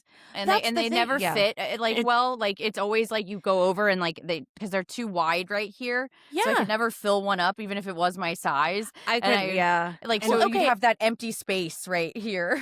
And with that, they don't measure you right because they always measure you to fit into their products. Like, I was like, oh yeah, I'm like a 34B, and it's like, ma'am, you're a literal 30 around. Like, go to Nordstrom and get you a bra that fits. Yeah, which is why I only wear a sports bra girly. I know. I like fuck underwire, never again, not on my watch. But like, I remember thinking, okay, so the goal, if I'm wearing this is back in my fucked up 20s, of like, the goal is to get my man with my boobs, and I would put contouring in my cleavage. I've done that before. My mom taught me that as a kid. I was like, okay, if all goes well, if these girls land, like, they achieve their mission, he's gonna find out they're not real. That was always in the back of my mind, is like, if I lure him in and it's not real, like, and I wonder if that just says I didn't trust the substance of who I am to like keep him there. But also, like, if I'm using my boobs to try to get a man, then I'm maybe not getting a man who's looking at me for my heart. Exactly. And he's just wanting what's on top of my heart. So, So I kept thinking about that with this blonde wig. I was like, are you just going to wear a blonde wig for the rest of your life? Yeah, I know. Like, to bed, everything. Exactly. I know. Of course, we've seen The Marvelous Mrs. Maisel, and, princes and princesses, they don't share, a bedroom. And she'd have a staff, too. So. She'd wake up at 5 a.m. to make sure she's all prim and proper. It was not secured well enough to even get through the first session. It really wasn't. Like, that shit was meant to fly off at any given moment. I don't know if y'all have thought this. So even in her fantasy, it was like... Really? Lifting I've dealt in with the that back. personally. Really? Where, I was, when I was younger, I was sleeping with a guy, and he's pulled my hair and he pulled my wig off. And I just look at him, we both just start dying laughing. And he's like, you dyed your hair, huh? And I'm just like cracking up. I was just like, the jig is up. Like, I have to laugh. And he was like really cool with it. But it was just a moment just like, whoop. Yeah. Yeah, and that's the thing. Like, I think now I would be like, hey, this is a sports bra, or hey, I'm wearing 3 pairs of Spanx, and Yeah. just kind of roll with it. But like back when I was like 21, because I had been raised to believe that I was supposed to validate myself by landing a man and getting married, finding someone to think I was beautiful enough to marry. And Yeah.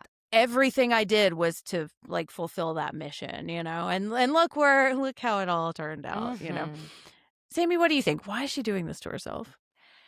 I think to, preface it, that the theme of the movie is that the true villain isn't a character. I think that kind of goes without saying.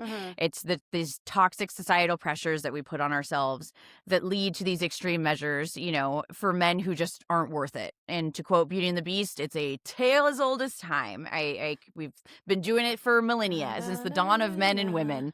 And I think she puts herself through this hell to be considered, quote, beautiful.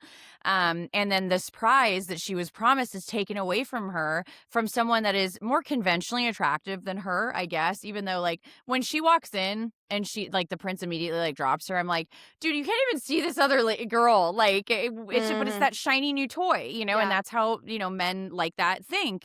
And I think, as we've been saying, she puts herself through this so she can be valuable, but isn't valued by the one person that she wants. And I think by the end of the film, she sees the hollowness of beauty and how it can all mean nothing if someone better looking comes along. And when I was doing research, just scrolling through Reddit and everything, as I always do after I finish a movie before we record, I saw a lot of complaints that the film is mean-spirited, and I get that. It's a mean movie, but honestly, as someone who, was a very awkward teenager, due to going through puberty so early, this is what the world feels like when you're an ugly teenage girl. It is mean. It feels like you're failing just by existing, and it fucks you up, and this film really captures that feeling.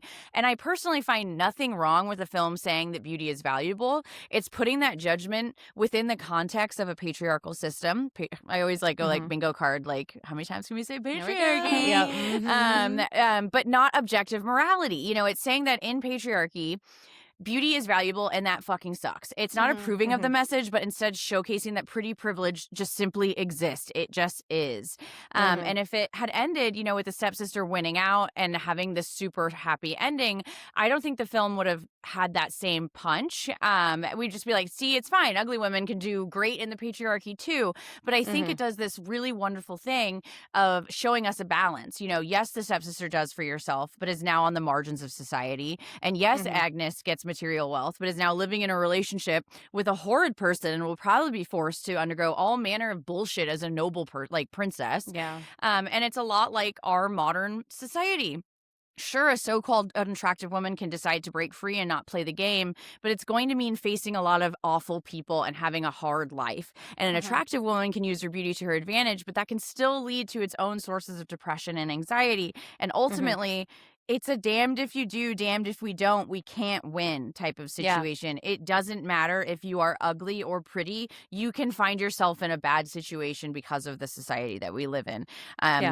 Being beautiful doesn't answer all of your questions, and, being ugly and leaving society and not adhering to it also doesn't answer all of your questions. There's going to be hardship that comes either way. Although I will say, obviously, in our world, it's a much easier life to be conventionally attractive. It just, it's not something that I'm saying I agree with. It just is one of those things that just is. And I think that that's one of the things I love so much, or I love so much about this movie, is that it's not lying about it. You know what I mean? It's putting a magnifying glass up to our pretty privilege and the standards that we've put out today. And I love that because it's not lying. And I don't like a movie that lies. And that's why I love The Substance so much, is like, no, that's not misogynistic to make a movie about this. It just is. It just is. Yeah. Yes. Yeah. I felt so fucking seen by this movie too. Like when she wakes up and she just feels like a monster. And it could be because I watched this movie like the day before I started my period. And that'll always always feel like a monster. But I've talked about this before on the podcast, but I turned 44 the year they published that fucking article that said everybody ages so much when you turn 44. And I expected, oh God. Yeah, I've never heard it was of like that. all I could see. It's like when you're pregnant, the only thing you can see is pregnant people, Yeah. But I was expecting to, like, I don't know, start hunching over or needing a cane, or like my back starting hurting. But it wasn't like that. It was like I could feel my body changing. I could start to feel different things happening. Like I started breaking out more, just things that I hadn't dealt with since puberty, which, there's probably a reason why that's happening. We go through several different puberties in our life. We sure do. And I may be approaching one, which, you know what? It's fine. Like it's okay. But it really, there were days where I felt like a monster. And as I was watching this movie, when she is like trying to clamber down the stairs, I just felt so seen in that moment where I was like, I've got to go in the office today, but I don't want anybody to see me. And I just I hate being perceived. It's my least favorite thing. Luckily, I just got put on beta blockers for anxiety. So I'm on day 3. I got my OCD and PTSD diagnosis, and she's like, let's try beta blockers. And welcome to my I'm world. on day 3, and after I take them, it is literally, you're just kind of, and I'm still, it doesn't take away who you are. It's not like an SSRI where it's like you're zombified. Like, I am still very much me. I take it with my ADHD medications, and like, I was in such a grumpy mood this morning. Because of something happened with our stove, and I just fucking got really upset. And then I took my meds, and I was like, I'm sorry, I'm not mad anymore. And it's surprising. Like I take one for compulsive behavior, and I didn't realize how that's why too, because I had OCD tendencies. I do a lot of magical thinking, and she was like, "That's not normal, and this will help." Exactly. With it. So. I was like, what is happiness? Is that what I'm feeling right yes. now? I'm feeling like content. It was bizarre. Okay, well, let's talk about Mother, because there's a lot to say here. Before we do that, let's pay some bills. Okay, so she foists this cruel and painful plastic surgery on her daughter. Like, Elvira is not saying no. Like, it's not against her will that this is happening, but it's definitely Mother who, one, is paying for it and leaving a rotting corpse in her house so that she can pay for it. And also suggesting it. Like, I just love we'll take number 7 and then clink. I love the idea of a menu for a nose job. Me too. I know. Of like back in the day where people, it's like, I want the Rachel. Super popular. Yeah. And it reminds me of Samantha going in and having the red marker drawn all over her body in that Welcome to the Funhouse. But then Mother also says, and this is about the dress, you have no idea what this has cost me. And then she's holding a meat cleaver. She's about to kill Agnes, but Mother is about to get down with Fishmonger. And she's like, you had your chance, and now it's my turn. And then also she cuts the toes off. And I think there is an argument to be made where, like, okay, well, we've already gone so far. Like, these toes are almost gone. Let's just cut our losses. It's the wrong foot. It's the wrong fucking foot, girl. foot. I know. No. But we didn't have to do the second foot, you know? No. Shelby, how much of this is Mother's fault? I mean, that's the age-old question for all of us, isn't it? Isn't it? It's the chicken or the egg situation. I do think she does.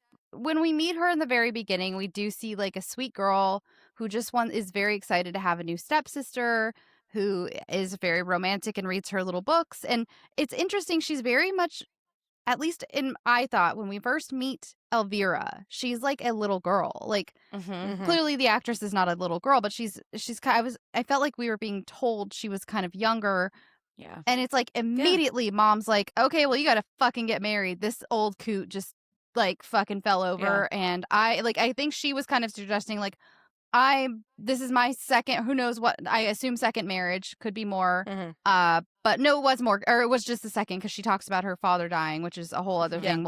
When I get to Agnes, I have things to say about Agnes and her thing. But Mother is like, you're going to marry well, you got to marry, like, she does not think she's going to marry the prince, but she's like, I don't know, we're just going to get you to the ball. There's a bunch of other guys there. Like, yeah, if you get the prince, cool, but like, we're going to get you there. So I think that Mother, it really is the catalyst for like keeping her, because she didn't get as much time with Alma. And I think Alma would have grounded her a little more. And even Alma, I think we can see how much it was Mother's fault through Alma, because Alma's like, what the fuck are you doing? Like, what is happening to you? I'm taking both these horses and leaving you in the woods. Maybe that'll teach you something. I don't know. And we see how much Alma like kind of despises her mother by the end. And I feel like, again, through Alma's eyes, who we don't get to really be around much, we can see that that's where the blame really does lay. And like the mother's going to do whatever it takes. And when she realizes, it's like the second she realizes her daughter is not in the running anymore because she fucked up her face and cut off her toes and that didn't work. So it's like, all right, well, I'm going to fuck the fishmonger. Like, whatever. Yeah. Like, it's like, she One was of us so is going to get that bag. disposable. Yeah, exactly. And her daughter's leaving. I feel like, I don't know. It had, I don't feel like it would have had much of a mark on her. And they were they were kind of in the way. And Yeah. I don't know. I do think a lot of that, most of this is her fault. Again, the age old time. What did your mother leave? These marks that she left on you, and she left a lot of physical marks. We just see them on her skin instead of them just being psychological, like a lot of the rest of us. Yeah. Yeah. And I was thinking about Corpse Bride again, too, because I remember I was really kind of fixated on the parents there and like what were they like when they were young and how did they become the parents they are. And it could be because I'm a parent of a teenager and I'm like, I don't want to be like a monster mom, you know? But I was just thinking about her and I was like, I wonder what her husband was like. I wonder what her life was like and what she had to go through. Like, did she do this? And it's like we talked about that in a pretty recent episode of like, yeah, but we don't like, we want to go through these things and change them so our daughters don't have to go through them. But there are types of women, I think it was in the context of the Dallas Cowboy cheerleaders is what we were talking about. We did it's have like a women, whole discussion on that. we did, yeah. Like women, okay, well, if I went through it, you're fucking going through it too because it hurt yes. me. Well, Sammy, what do you think? How much of this is mother's fault?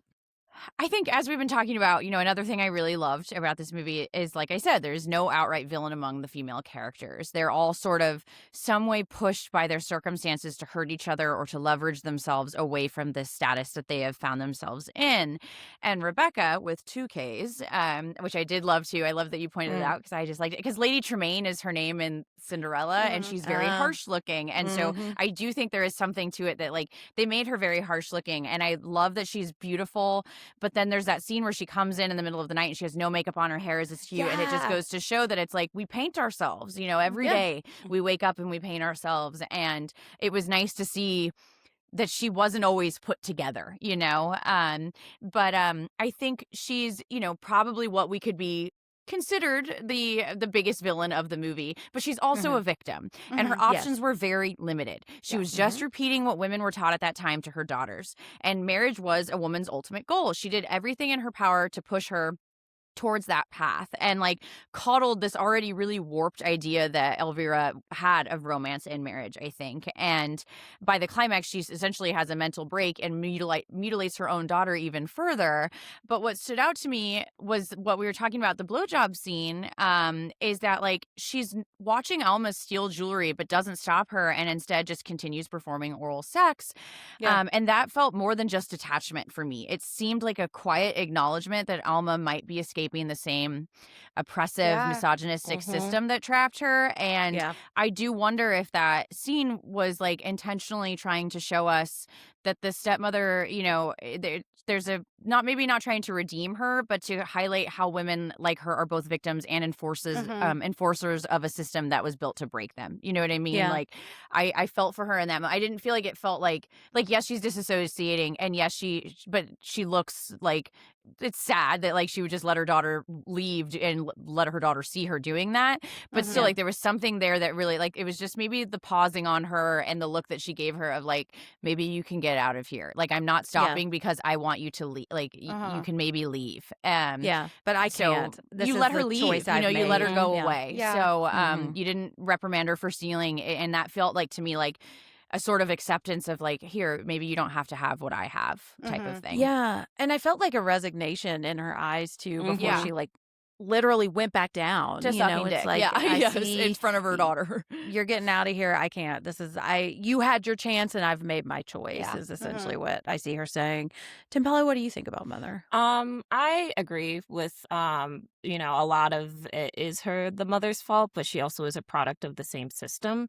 She treats Elvira like an investment. Pimping her out like she's a pimp, like pimping her out. Especially, I think there was the one scene where she's changing, like, before when she's trying on the green dress and the guy's just in the room. It's Just like in you the let room. yeah, it's like you let that guy see your daughter naked, but it's like as long as she gets married, we're set. I don't care what I have to do. I will put my own daughters out if that means that she gets married.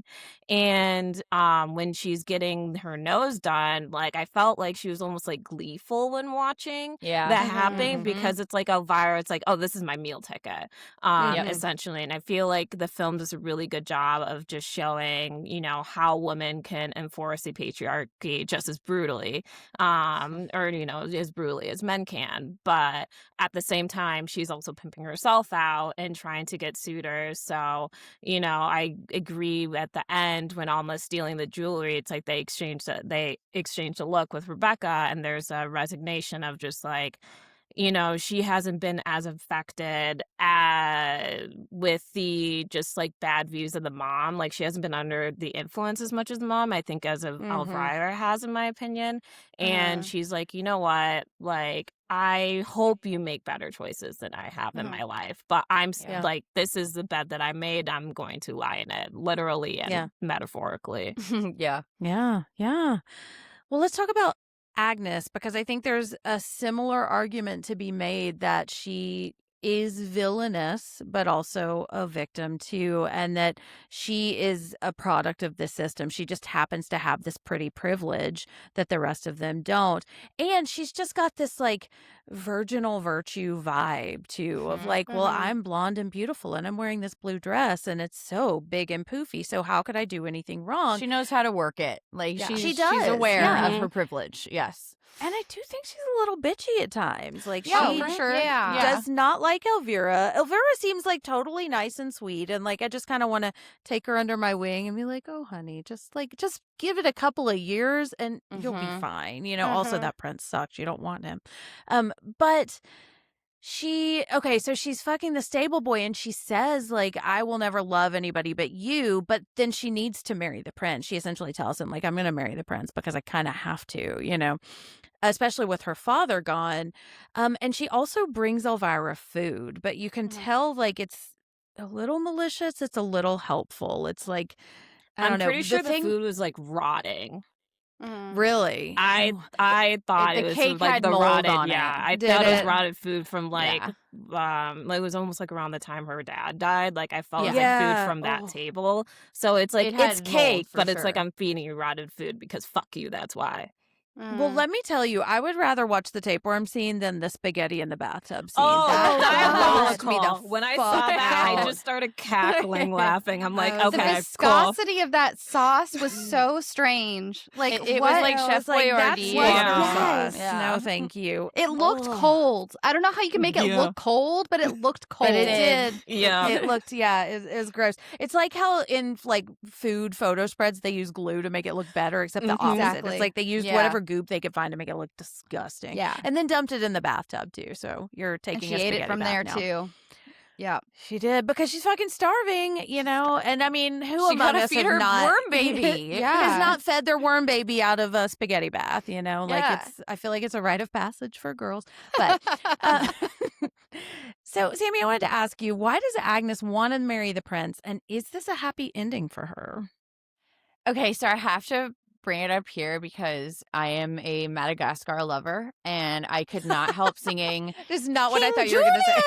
in Mort's voice every time his name was mentioned. I was like, oh, like King Julian. But anyways, so to answer your question, after I got that out of my system, like I said, in our last section and the section before that is that, these women aren't painted as either good or bad. It presents their actions as a direct result of the life experiences they've gathered from their looks and their privileges, so that neither Elvira or Agnes were inherently good or evil. They are just somewhere in the middle, like most people are. And I think their shift like roles and behavior depending on what they stand to gain or lose and how the world treats them, which is again a very human thing to do. And as most people know and are familiar with, traditional fairy tales typically link beauty to goodness, and this movie had none of that, which I really did like, because Agnes is not a perfect being. Just because she's beautiful doesn't mean she is a perfect Cinderella. You know what I mean? She's definitely at fault in some of these situations, but I don't think that inherently makes her the villain either, because she's not really antagonistic to Elvira until her father's death. Like, she starts off cool, but then it's just a bad situation. Like, as someone who I've had a bad stepmom, like, sometimes you're just like, oh, cool, my dad is dead, and now I'm stuck with these people I don't know, and like that would suck. I can't like say that I don't blame her for her reaction. She literally welcomes them into her mansion initially and had moments of concern for her. I felt like up until that point, I feel like the lashing out about the comb or the brush was more due to the grief of her father's death and like the sudden realization of their situation. And I think her deciding to compete for the prince's attention wasn't out of shallowness. It felt like it's just, all of them were there because all these women are taught nothing but to strive to marry upwards. And this feeling, I think, became heightened because she was literally forced into servitude, experienced abuse, and her father's corpse has had no proper burial. So I think just like Elvira, she has this warped idea of marriage. Agnes probably also thought the prince was her only way out.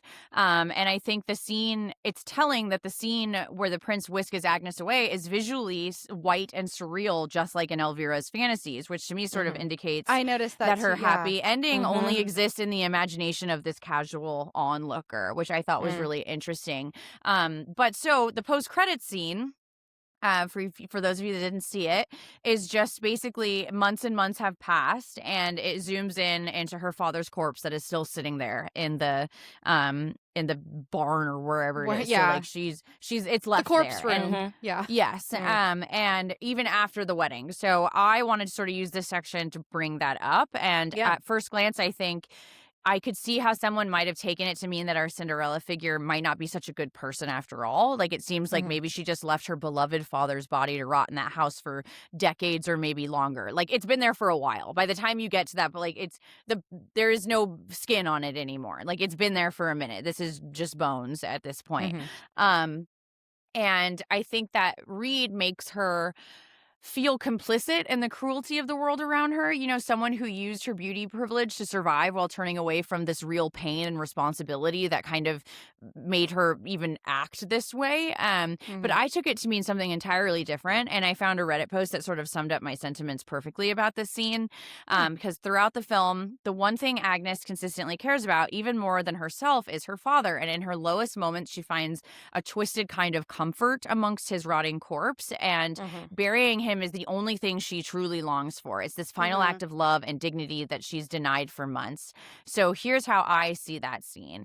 Agnes marries Prince Julian, not because she loves him, because her heart clearly belongs to Isaac. And like, he's so cruel that he couldn't even give her this one thing. He couldn't even give her father a proper funeral. And what makes that even more tragic is that Agnes escapes one prison only to enter another. He is emotionally cold and morally repulsive to me.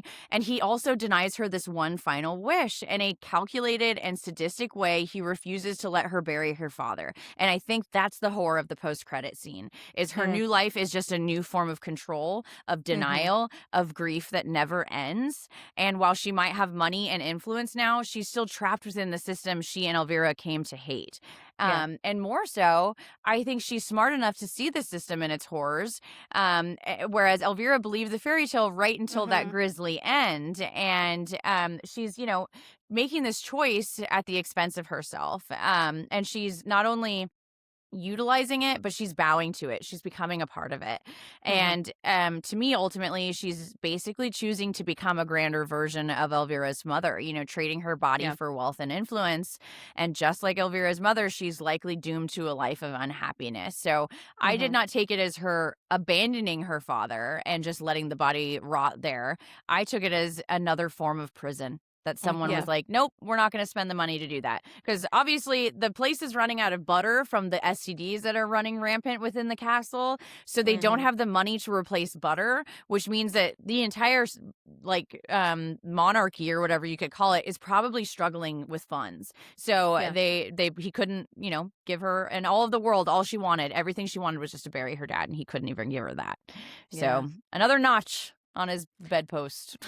I was thinking a lot about Ramsay Bolton and Sansa. Oh, for with sure. I this. can see So I was that. like, Yeah. I don't think, and I mean, I don't know. We don't know enough to know if he's as bad as Ramsay, because Ramsay is about as bad as you can get.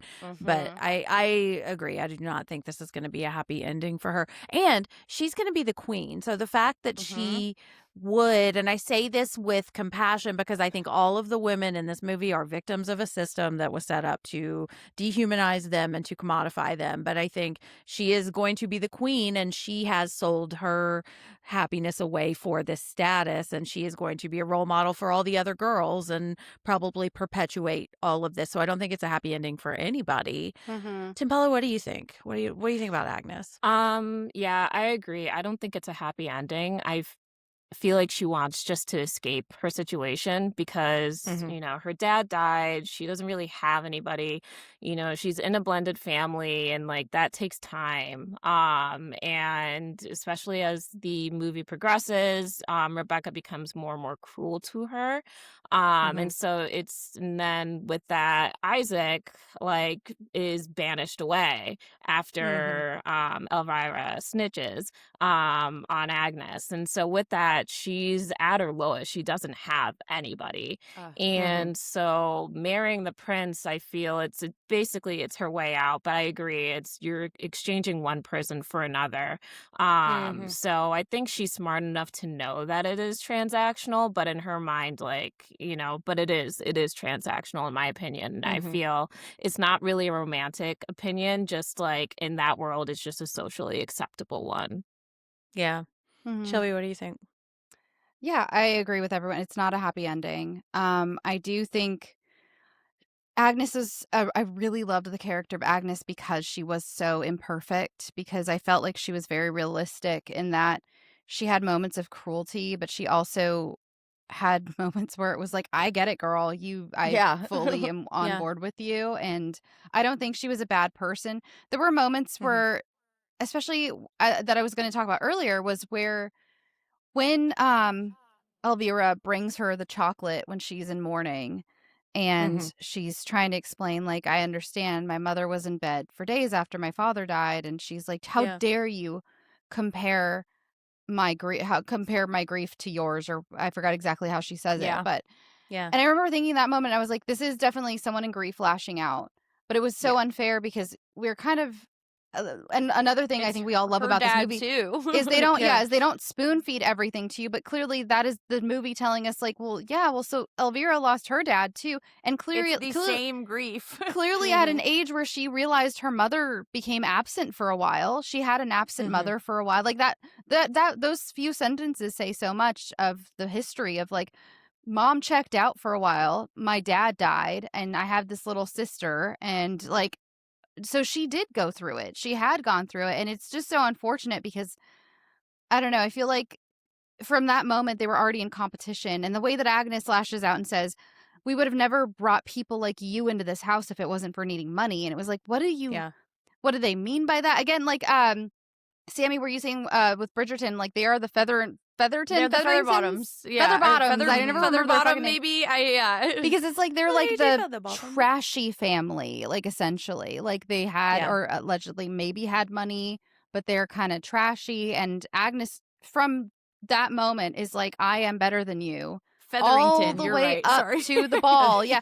Because the thing is, she went to the ball knowing that she was going to win. Like, she's very aware of her own beauty and her own grace and the way she is perceived by society, and she uses that as a weapon. And I'm not even judging her for that. I get it.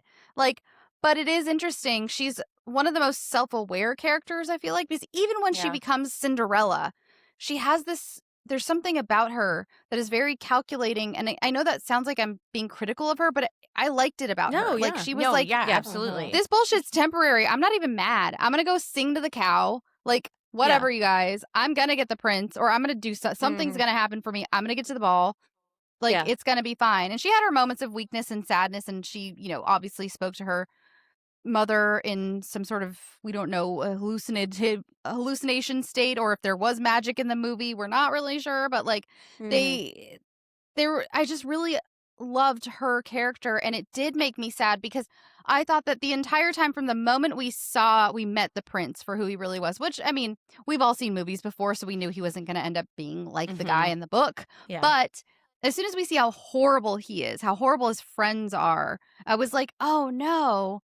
Because I know, and I think that's one thing that's great about fairy tales is I like when they end the way we know they're going to end, because if the journey there is surprising, that's more interesting to me than changing the ending. And I loved that the ending stayed the same and the journey there was so fascinating because I was like, oh no, so Agnes is going to get with this guy, but like it's not going to be good. Like I'm sad already. Like because it's like I knew Elvira wouldn't end up with him.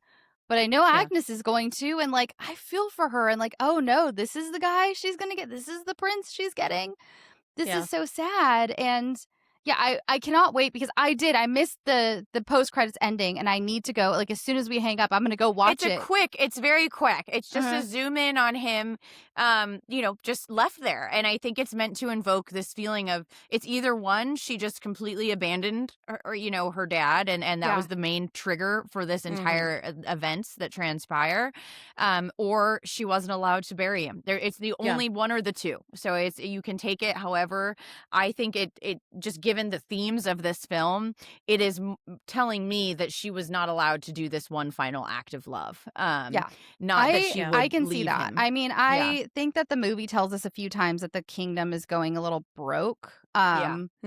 Especially, it seems like everyone's a little broke right now. Like these two, I mean, the two main families that we meet right off the bat, they both thought the other one had money, and why is the prince marrying someone who's not royal? Like other than maybe the other kingdoms don't want to get hitched to them, So like I thought that point. because they were like, oh, and he, and I've never thought about that for the Cinderella story until this movie where I was like, wait a minute, why is the prince doing this? Like, why are you even marrying? Like, even if it's an upper class peasant, it's still a peasant. Why are you doing that? So I don't know. Like, I agree with you guys.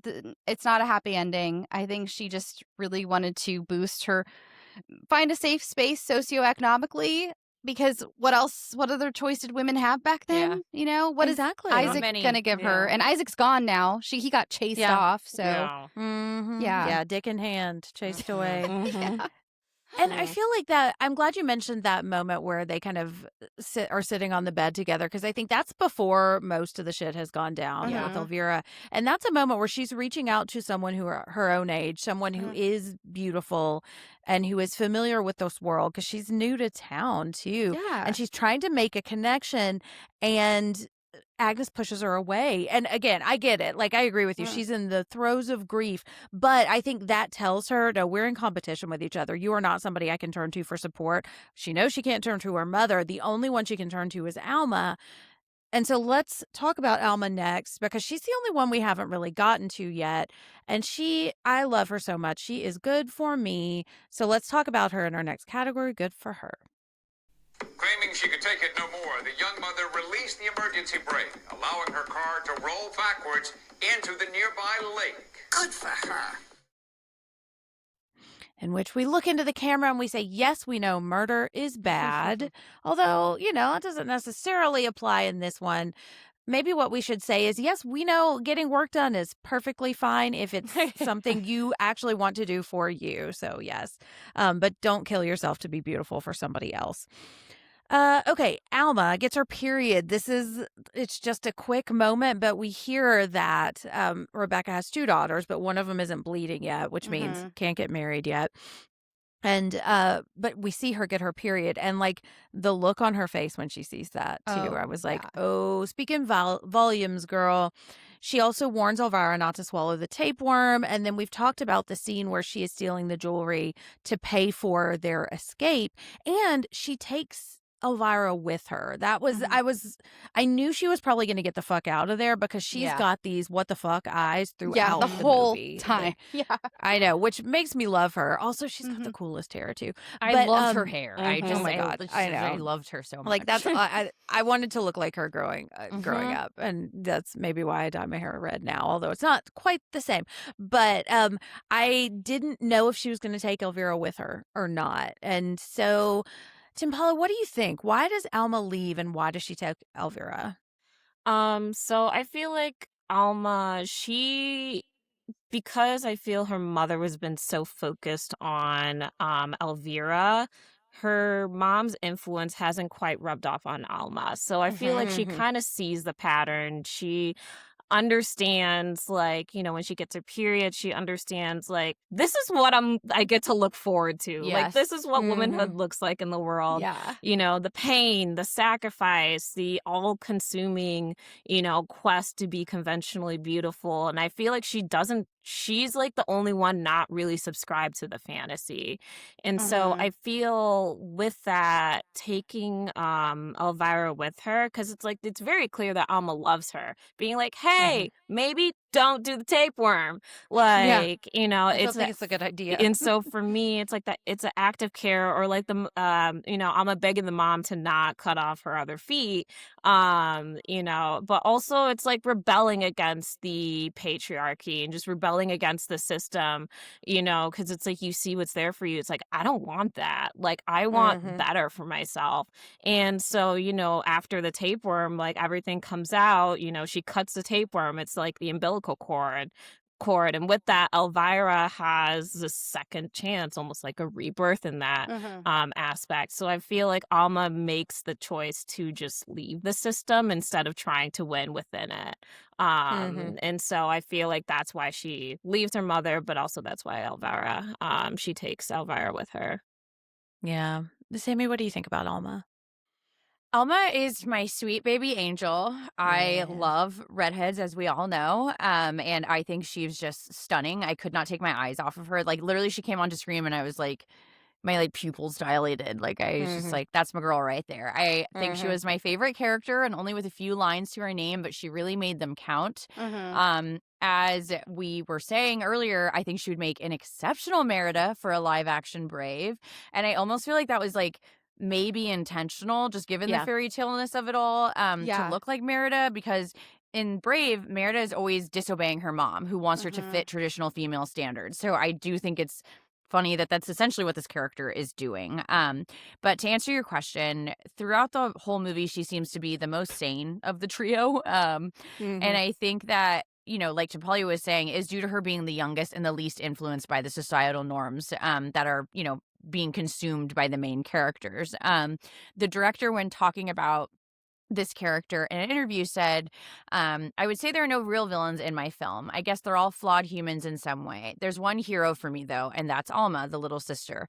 When you retell a fairy tale from the classic antagonist point of view, sometimes they try to make the antagonist into a kind of character, one that's misunderstood, and I didn't want her to be that. I wanted to discover the truth behind the archetype. She goes on to say, I think comparing yourself with other women and the whole competition that we have with each other often makes us bad sisters or friends. Comparing yourself to others can make you feel so insecure, and also not see the other people for what they are, because you just compare yourself to the things you want to see. And I took that, you know, as a way of her saying that instead of succumbing to these pressures around her, she's developed her own worldviews, you know, after witnessing what her mom has gone through and what her sister has gone through, and finally managed to rescue not only herself, but her sister from the fates of those that are around them. And I think all of the women are stuck sort of competing with and hurting one another as a survival strategy. You know, they have very limited power and very limited resources. And the winners in this game get nothing more but pain. You know, they're not really winners, but Alma sees the system for what it is and recognizes the destructive force that would eventually destroy them, and she gets ahead of it. And I think she is the true heroine of the story. Like, this is not Cinderella's story, or even like, I mean, it shows the sadness of the ugly stepsister, but it also shows with Alma the courage of the ugly stepsister and the bravery, you know, wink wink, to go back to Merida, that that she has. So I think she's the triumphant character, and is the one that comes out of it unscathed, because as much as it's awesome that Elvira gets out of the situation, she's not unscathed. She's not going to be able to walk. I don't think it's a coincidence that she sort of looks like, from Snow White, the hag version of the witch. And because I do think there are a lot of different fairy tale influences on this one, or in this film, but she's going to live a life that is going to be very hard for the rest of it. Yes.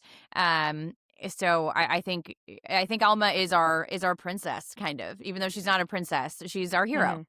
Yeah. Shelby, what do you think? I mean, I agree with everyone here, and I absolutely love. I had that idea too when they were getting on the horse, when they were trying to get down the stairs. I was like, well, or even honestly, in the moment where she was about to cut off her toes, because I wasn't exactly sure. Especially, I was like, are they going to kill her in this movie? I don't think they are, but I was like, she is crippled now, and in this society, Yes. like she Yeah. is. Like she's just Yeah. her life is done now. Not done, but like it's she's written her fate by chopping these Yeah. toes. And I feel like Alma, and it was another sign of like, this is you're constricted to this one track as a woman, and you have to marry well, you have to do this, you have to do that. And I feel like Alma really saw through it all, and she was like, okay, you're toeless now, and like you can't marry up, and I've already seen through all this. There are other things we can do. Why don't we just get on a horse and go see like what we can fix, instead of I think Alma saw through and realized you're stuck on the track if you want this life, if you want the life that Mother wants and to keep the house, if you want the life that Agnes wants and to marry the prince, but like the prince. And like I think that Alma was I don't know, she like was the fairy godmother. She's like, let's go away from here. Let's get on the horse. Yeah, for sure. You have been transformed, and I'm going to help you and take you away. And let's steal Mom's jewelry first, though, because that's the best move. And I feel like Alma, like she was the next in line, especially her sister is the breadwinner and has just been mutilated. And she's like, look at what's waiting in store for her. I mean, and there's not even a prince left, but like she's gonna have to go through something, and I mean, they lead up to every surgical scene. They kind of talk about the different procedures that can be done, and it's almost like, okay, well, I feel like Mom, I mean, this is just speculation, but it's like, I wonder if Mom would have even bumped it up for Alma. Like, well, let's get a few more things done, because it didn't let's work make sure it works this time. Let's make sure it works this time. Maybe 2 tapeworms this time. Oh God. Yeah. I know Mom didn't. I mean, there were multiple tapeworms in there because she was were. orphan up babies. She was a grandma by the end. But All those the eggs. eggs were in there. So many eggs. So many eggs. Oh, but yeah, I think she took Elvira with her. I think from even, again, the part with the tapeworm, when she leaves her in the woods, that was a good sisterly thing to do. It was just like, you're being crazy. I'm gonna leave get you it here. together. Yeah. Wake up call. Think about what you're doing, and like maybe in a sense of like, maybe if she has to take this long walk back, maybe she'll like some fucking sense will be knocked into her. Like, I don't know. And she's also even faced with the prince on her walk, she still was like, I'm still gonna go for it. Extra want to take this tapeworm. Yeah. The only thing I haven't understood is why she was so against telling Mother. I feel like Mom would have been like on board with the super down tapeworm, for it, right? Yeah, she would have been like, I probably have a tapeworm dealer waiting, right? You know? She's like, oh, you just saved me $5. I was gonna get you one. Yeah. Except I wonder if Mom has seen this tapeworm thing though and knows that no, it's gonna make your hair fall out. Like our solution is just you stop eating. Which is the lesser what evil. We do, Yeah. Exactly. Yeah. Yeah. And I think she sees Elvira and she says, I think she sees she's not lost yet. She was a victim in all of this, but now she sees that. I think having gone through everything she's gone through and having it all come to essentially nothing, and now you're worse off. I think Alma understands why she did everything, and it's her sister. I think she also she doesn't want to be alone. But I was cracking up as they were doing the wheelbarrow down the stairs too. I know. I was like, that's such a like kid as a thing. sister, like I know my fucking sister would do that for me. You know what I mean? Yeah. Well, and I think it also is a moment where you realize how young they are. You know, like I think Elvira is like 18 and then Alma just got her period. So like they're babies, but they're still going to be better off in the fucking woods, you know? So is this good for her horror? I think yes. I think because Alma gets her out. And I think Elvira, I think her hair's going to grow back. I think her feet are fucked, but I think she's going to be able to don't grow back. They don't grow back, and she's going to have balance issues for the rest of her life. But she didn't cut her entire feet off, so I think there is still hope for her. And I think she's seen like she is just such a wounded baby. She's just gonna weebles wobble for probably the rest of her life. But you know what? Weebles wobble, but they don't fall down. They don't fall down. They don't. That's what they say. Exactly. She's gonna be okay. Yeah. Tumpale, what do you think? Good for her? I think yes. Like you said, it's like Alma like is able to see what's ahead of her and gets out. I think because Elvira was so subscribed to the fantasy, she had to go through this in order to snap out of it. And she eventually gets to escape and live a more authentic life at the end of the day. So yeah, I do feel this is a good for her horror. Shelby, good for her? Oh, definitely. I absolutely do, especially with that ending. I think it was showing us like there is a lot of not good for hers around, but you can still find even when you hit rock bottom, which she literally hit the rock bottom of the stairs with her face, with her head, like her barreled head. into it. I mean, her tooth, and we didn't. She also fucked up her nose job. Like it's just all undone, all undone. And like there is still hope. There's still life without a man, without the house and the stable boy, and without all of that. And, sometimes you just need to ride off into the sunset with your sister. And I think that's a beautiful ending. It's a horrifying ending for so many in the movie, and even for her in many ways. But like, because it's one of those, like with Alma, where it's like Alma didn't have to hit rock bottom to have that realization. Elvira did. Some of us do, some of us don't. And, we all have our own journeys. But I think as long as you see the picture at some point, as long as you get there eventually. Yeah, exactly. Before you're dead or like blowing a fishmonger. I mean, unless you want to blow the fishmonger. But like, hey, because we're not going to accuse you. But like, you don't feel like you have to blow the fishmonger. I imagine he is so fishy smelling though. So fishy. Oh yeah. But you know what? He might be. He might know his way around a fish, so he may know. Very how to, true. Very true. He probably maybe he can. He's a good eater, but I don't know if guys around that time were doing that. So I don't think it would even occur to them. to do that. Please, a woman. It doesn't even enter their consciousness. Give a woman an orgasm. What's that about? But I was thinking about the other Boleyn girl, and how I talked about that on the Stacks last night. That's really funny. I love that movie. I don't know if it holds up today, but I really like it. I have not seen that since my first wedding night, which tells you what I did on my first wedding night. What a wonderful night. My husband was stoned. Let's watch about the beheading of a woman. That's sick. I know. We got home from the wedding and I went to Blockbuster and I was like, well, what are we written? So I went to Blockbuster alone, I will say, because again, my husband was stoned. Anyways, what a fairy Corey's tale. great. It's fun. It really was. It was my wow. ugly stepsister moment. But Sammy, what about you? Is this good for her?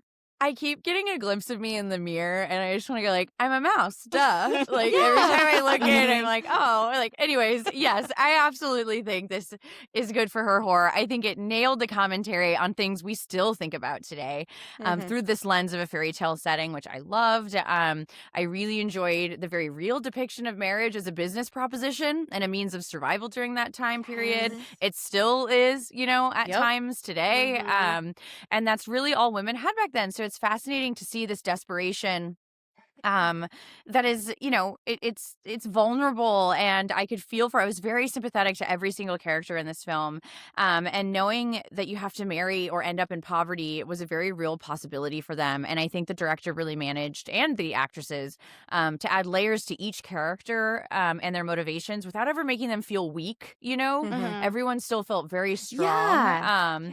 And like, despite it, Elvira is obvious. She's not like, she's strong because she goes through what she goes through, weak to societal standards, but it takes a strong woman to get her fucking nose very strong bopped willed. in. Yeah, like, and to keep going and to keep putting this on herself. So yeah, I think the messaging and that ending, and just everything about it felt very good for her horror for me. Yeah. But would we die for her? Let's find out in our penultimate category, Die For Me. Look at her. I would die for her. I would kill for her. Either way, what bliss.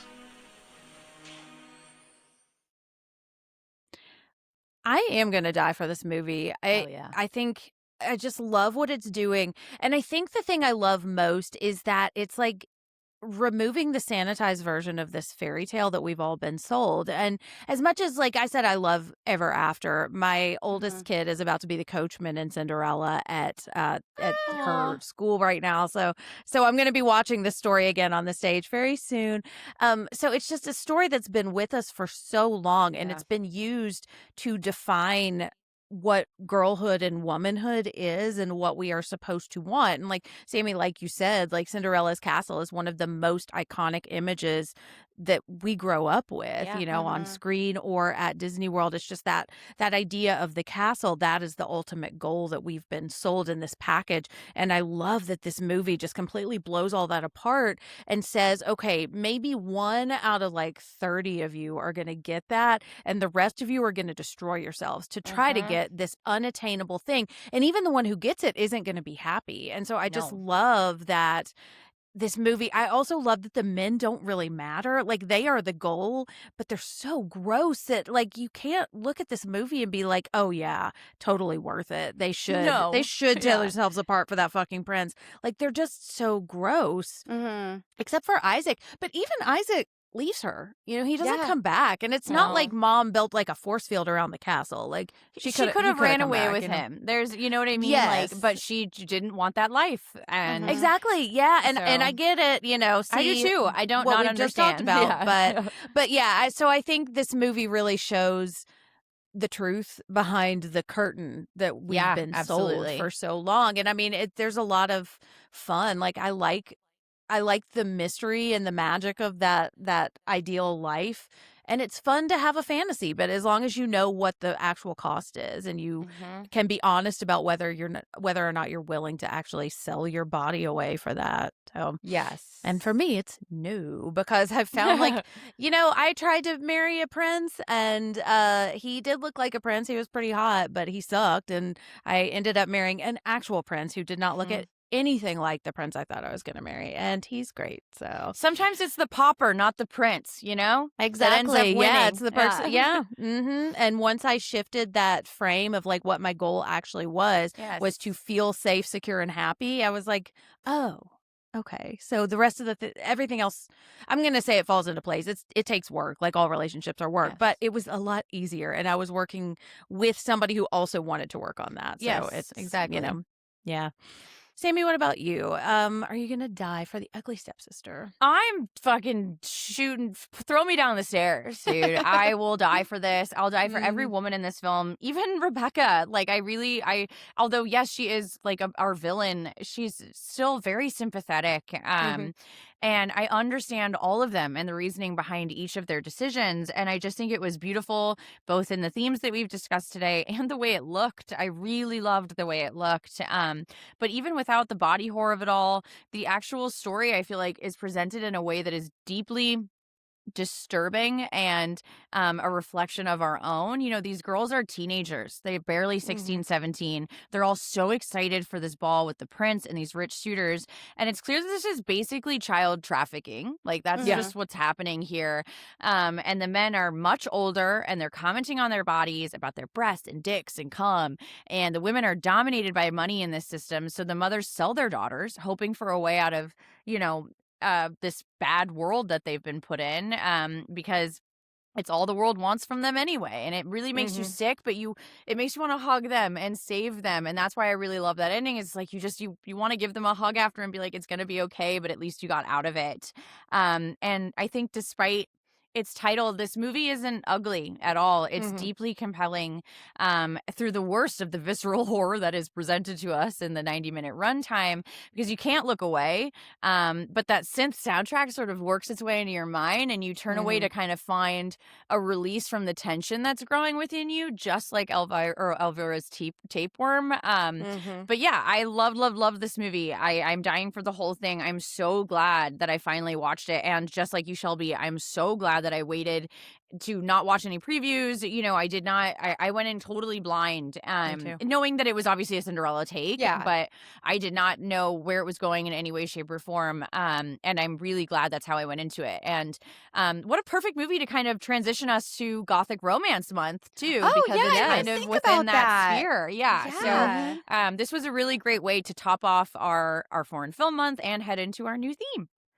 I also think it's a great way to transition us into video, too, where for sure, you can see us, because we've been talking a lot about appearance. Yes. Shelby, what about you? Are you going to die for the ugly stepsister? Oh, 100 times over. Yes, absolutely. I will choke on cake or whatever the fuck happened to Dad. This movie made me reflect a lot. I mean, this conversation has as well. Like, just the idea of, like, what I've done to myself for beauty and for the chance to, like you said, Jen, marry my prince that did not turn out to be a prince, you know? And we've all been there. And the ending with Alma and everything, I really felt that of like unlearning, you know, what it's like for that, when that goal is gone. And you realize that there's other things out there for you, other goals, and your whole dream, your whole maladaptive daydream is gone. What do you do? And it's like this movie really reflected a lot of what I've been feeling lately, and relearning how to live in a society that doesn't want me to live the way I live, you know, not as clearly, not as harshly as it was back then. For ladies, you know, I can have a bank account and a credit card now, so it's, you know, a little easier. But you know, I want every woman to watch this movie. I want everyone to watch this movie, because I feel like the people, because I saw the same critiques of people saying it was mean-spirited, and it's just, I don't know. It's like I don't know how you can see it that way if you've experienced even an iota of what the world is mean. Women in this movie have felt. The world is mean, and it is cruel, and we are not perfect beings. We do have our own goals, and sometimes we are willing to sacrifice our own ideals for it, other people's happiness for it. We're willing to sacrifice a lot of ourselves and other people for it, and sometimes we, you know, that tunnel vision kicks in. And I feel like, I guess I can't say everyone, but I feel like most people are guilty of it if they really sit and reflect upon themselves about how they've gotten to where they are and what they want most out of life. And if they were given that, if that's what they're actually happy with, because I'm sure we've all met a lot of people who did get what they wanted, and now it's like, are you really happy? I don't feel a happiness from you. And be careful what you wish for. Yeah, exactly. And so I don't know. And I've also felt a lot of Rebecca's in my life, not from my own mother. My mother's not like that. Mom, if you're listening, sometimes she listens to stuff I do. You're not like Rebecca, but I will say this cynical harshness of like, well, it's your turn to go through this bullshit. Yeah. It's your turn to suffer because I had to suffer, and I'm actually doing it for your own good. And then this feeling of, I don't know, this almost they want it's like they want you to. They relish in it. Like you pointed out during the surgery scenes of Rebecca almost feeling, it seemed like she was taking joy in her daughter's pain. And it's like, yeah, that's what you get because that's what we get. That's what we get from society. And that's why Alma sticks out too, because she is like, actually, no, I don't have to do that. And I'm going to steal your necklace and take a horse and we're going to go. And so, yeah, that was a very long-winded way to say, yes, I would absolutely die for this movie. Yes. Well, Tumpale, I wanted to give you the last word because you chose this movie. You brought this movie into my life. Yes. So are you going to die for The Ugly Stepsister? I will die. I'm a ride or die for this film. It was one of my favorites from last year.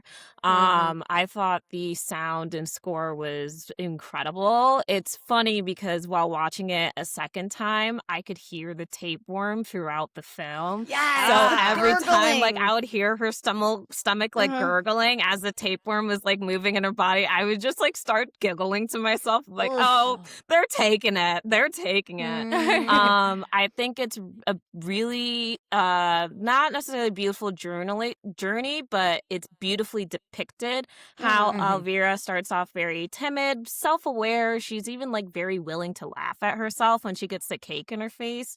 But then by the end of the movie, she takes the fantasy like deadly seriously to where she's cutting off her own foot to be able to get the prince, and just like the journey of watching, you know, the pressures of society, but also the pressures of her mother, just like slowly corrupting her and her spirit, to where it's like you really just do see the ugly character. And I think it just also mirrors real life experiences, just also like disordered eating, you know, cosmetics procedures, you know, almost like mutilating yourself to just like be acceptable, be seen, chosen, deemed worthy, you know, worthy to be loved. And I think it just does it so incredibly well. And so, yeah, I will die for this movie. And on that note, let's wrap up with what's coming next. Unlock the next configuration. And then the last. No. I've done enough. Enough is a myth. If you want to follow the show, you can do that on Twitter at The Lady K Pod. I don't know why I squeaked when I said that. And on Instagram at The Lady Killers Pod. I did. I'm like, Gus. Yeah, he's in my pocket right now. So, you know, my co-host. Tumpale, thank you so much for joining us. It has been so much fun to chat with you about this movie. Thank you so much for having me. Of course. Where can we find you online? So you can find me on Malort and Moe on all platforms where I cover film, restaurants, and bars. And you can also find me on Haunted Save Files on Instagram and TikTok, where I cover horror and goth culture specifically. Awesome. Shelby, where can we find you? You can find me on the Bloody Disgusting podcast every week. You can find me on the Scare You to Sleep podcast every week. And you can find me on social media. I mostly stick around Instagram at Shelby B. Novak. And Sammy, where can we find you? You guys can find me at SRK Doll on all the platforms, Instagram, Twitter, and Letterboxd. I guess that's it. And for the last 5 minutes or so, I've just been sending images of hoppers to Mike because we're about to go see the Bone Temple. And I was like, I really hope there's a hoppers poster there. And he was trying to say there wasn't going to be one. And I was like, please don't shit on my dreams. I've taken a photo with every hoppers poster I've seen. So yes, I'm super excited. So that's what we're doing after this. Really good. I got to see it Monday. I'm very excited. But yeah, you guys can find me over there.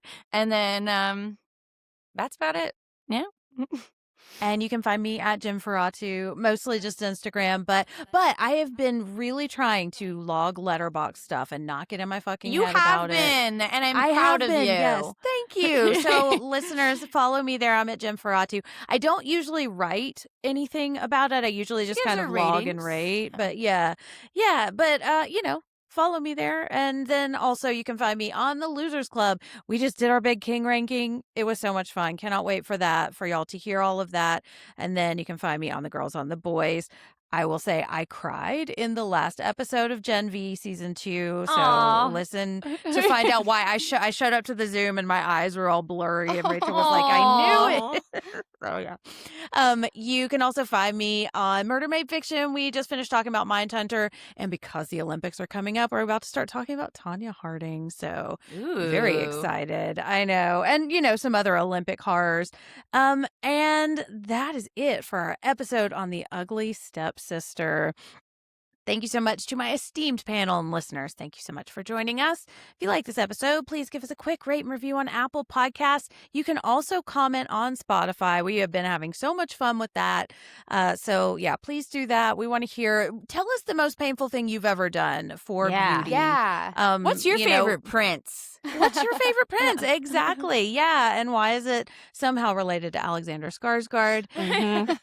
We are going to be back next week. It's funny I said I don't usually have a thing for blonde guys because all of my cinematic crushes are blonde, most of them. And we're going to talk about one next week because we are watching Crimson Peak, and that will reunite me with one fucking Charlie what's his name from Sons of Anarchy, huh? It is a Charlie Hunnam. Oh, I fucking love him. He 'Cause I was like just top watched of it. my list for a long time. Yeah, So I cannot was like, wait. Tom Hiddleston doesn't have blonde Oh, hair. no, I but was Charlie Hunnam sure the "There's fuck another does." one. Yeah. But until then, remember, ladies and ladies, support women's rights, support women's wrongs, and Don't ingest tapeworms. It's bad for your health. that's good advice.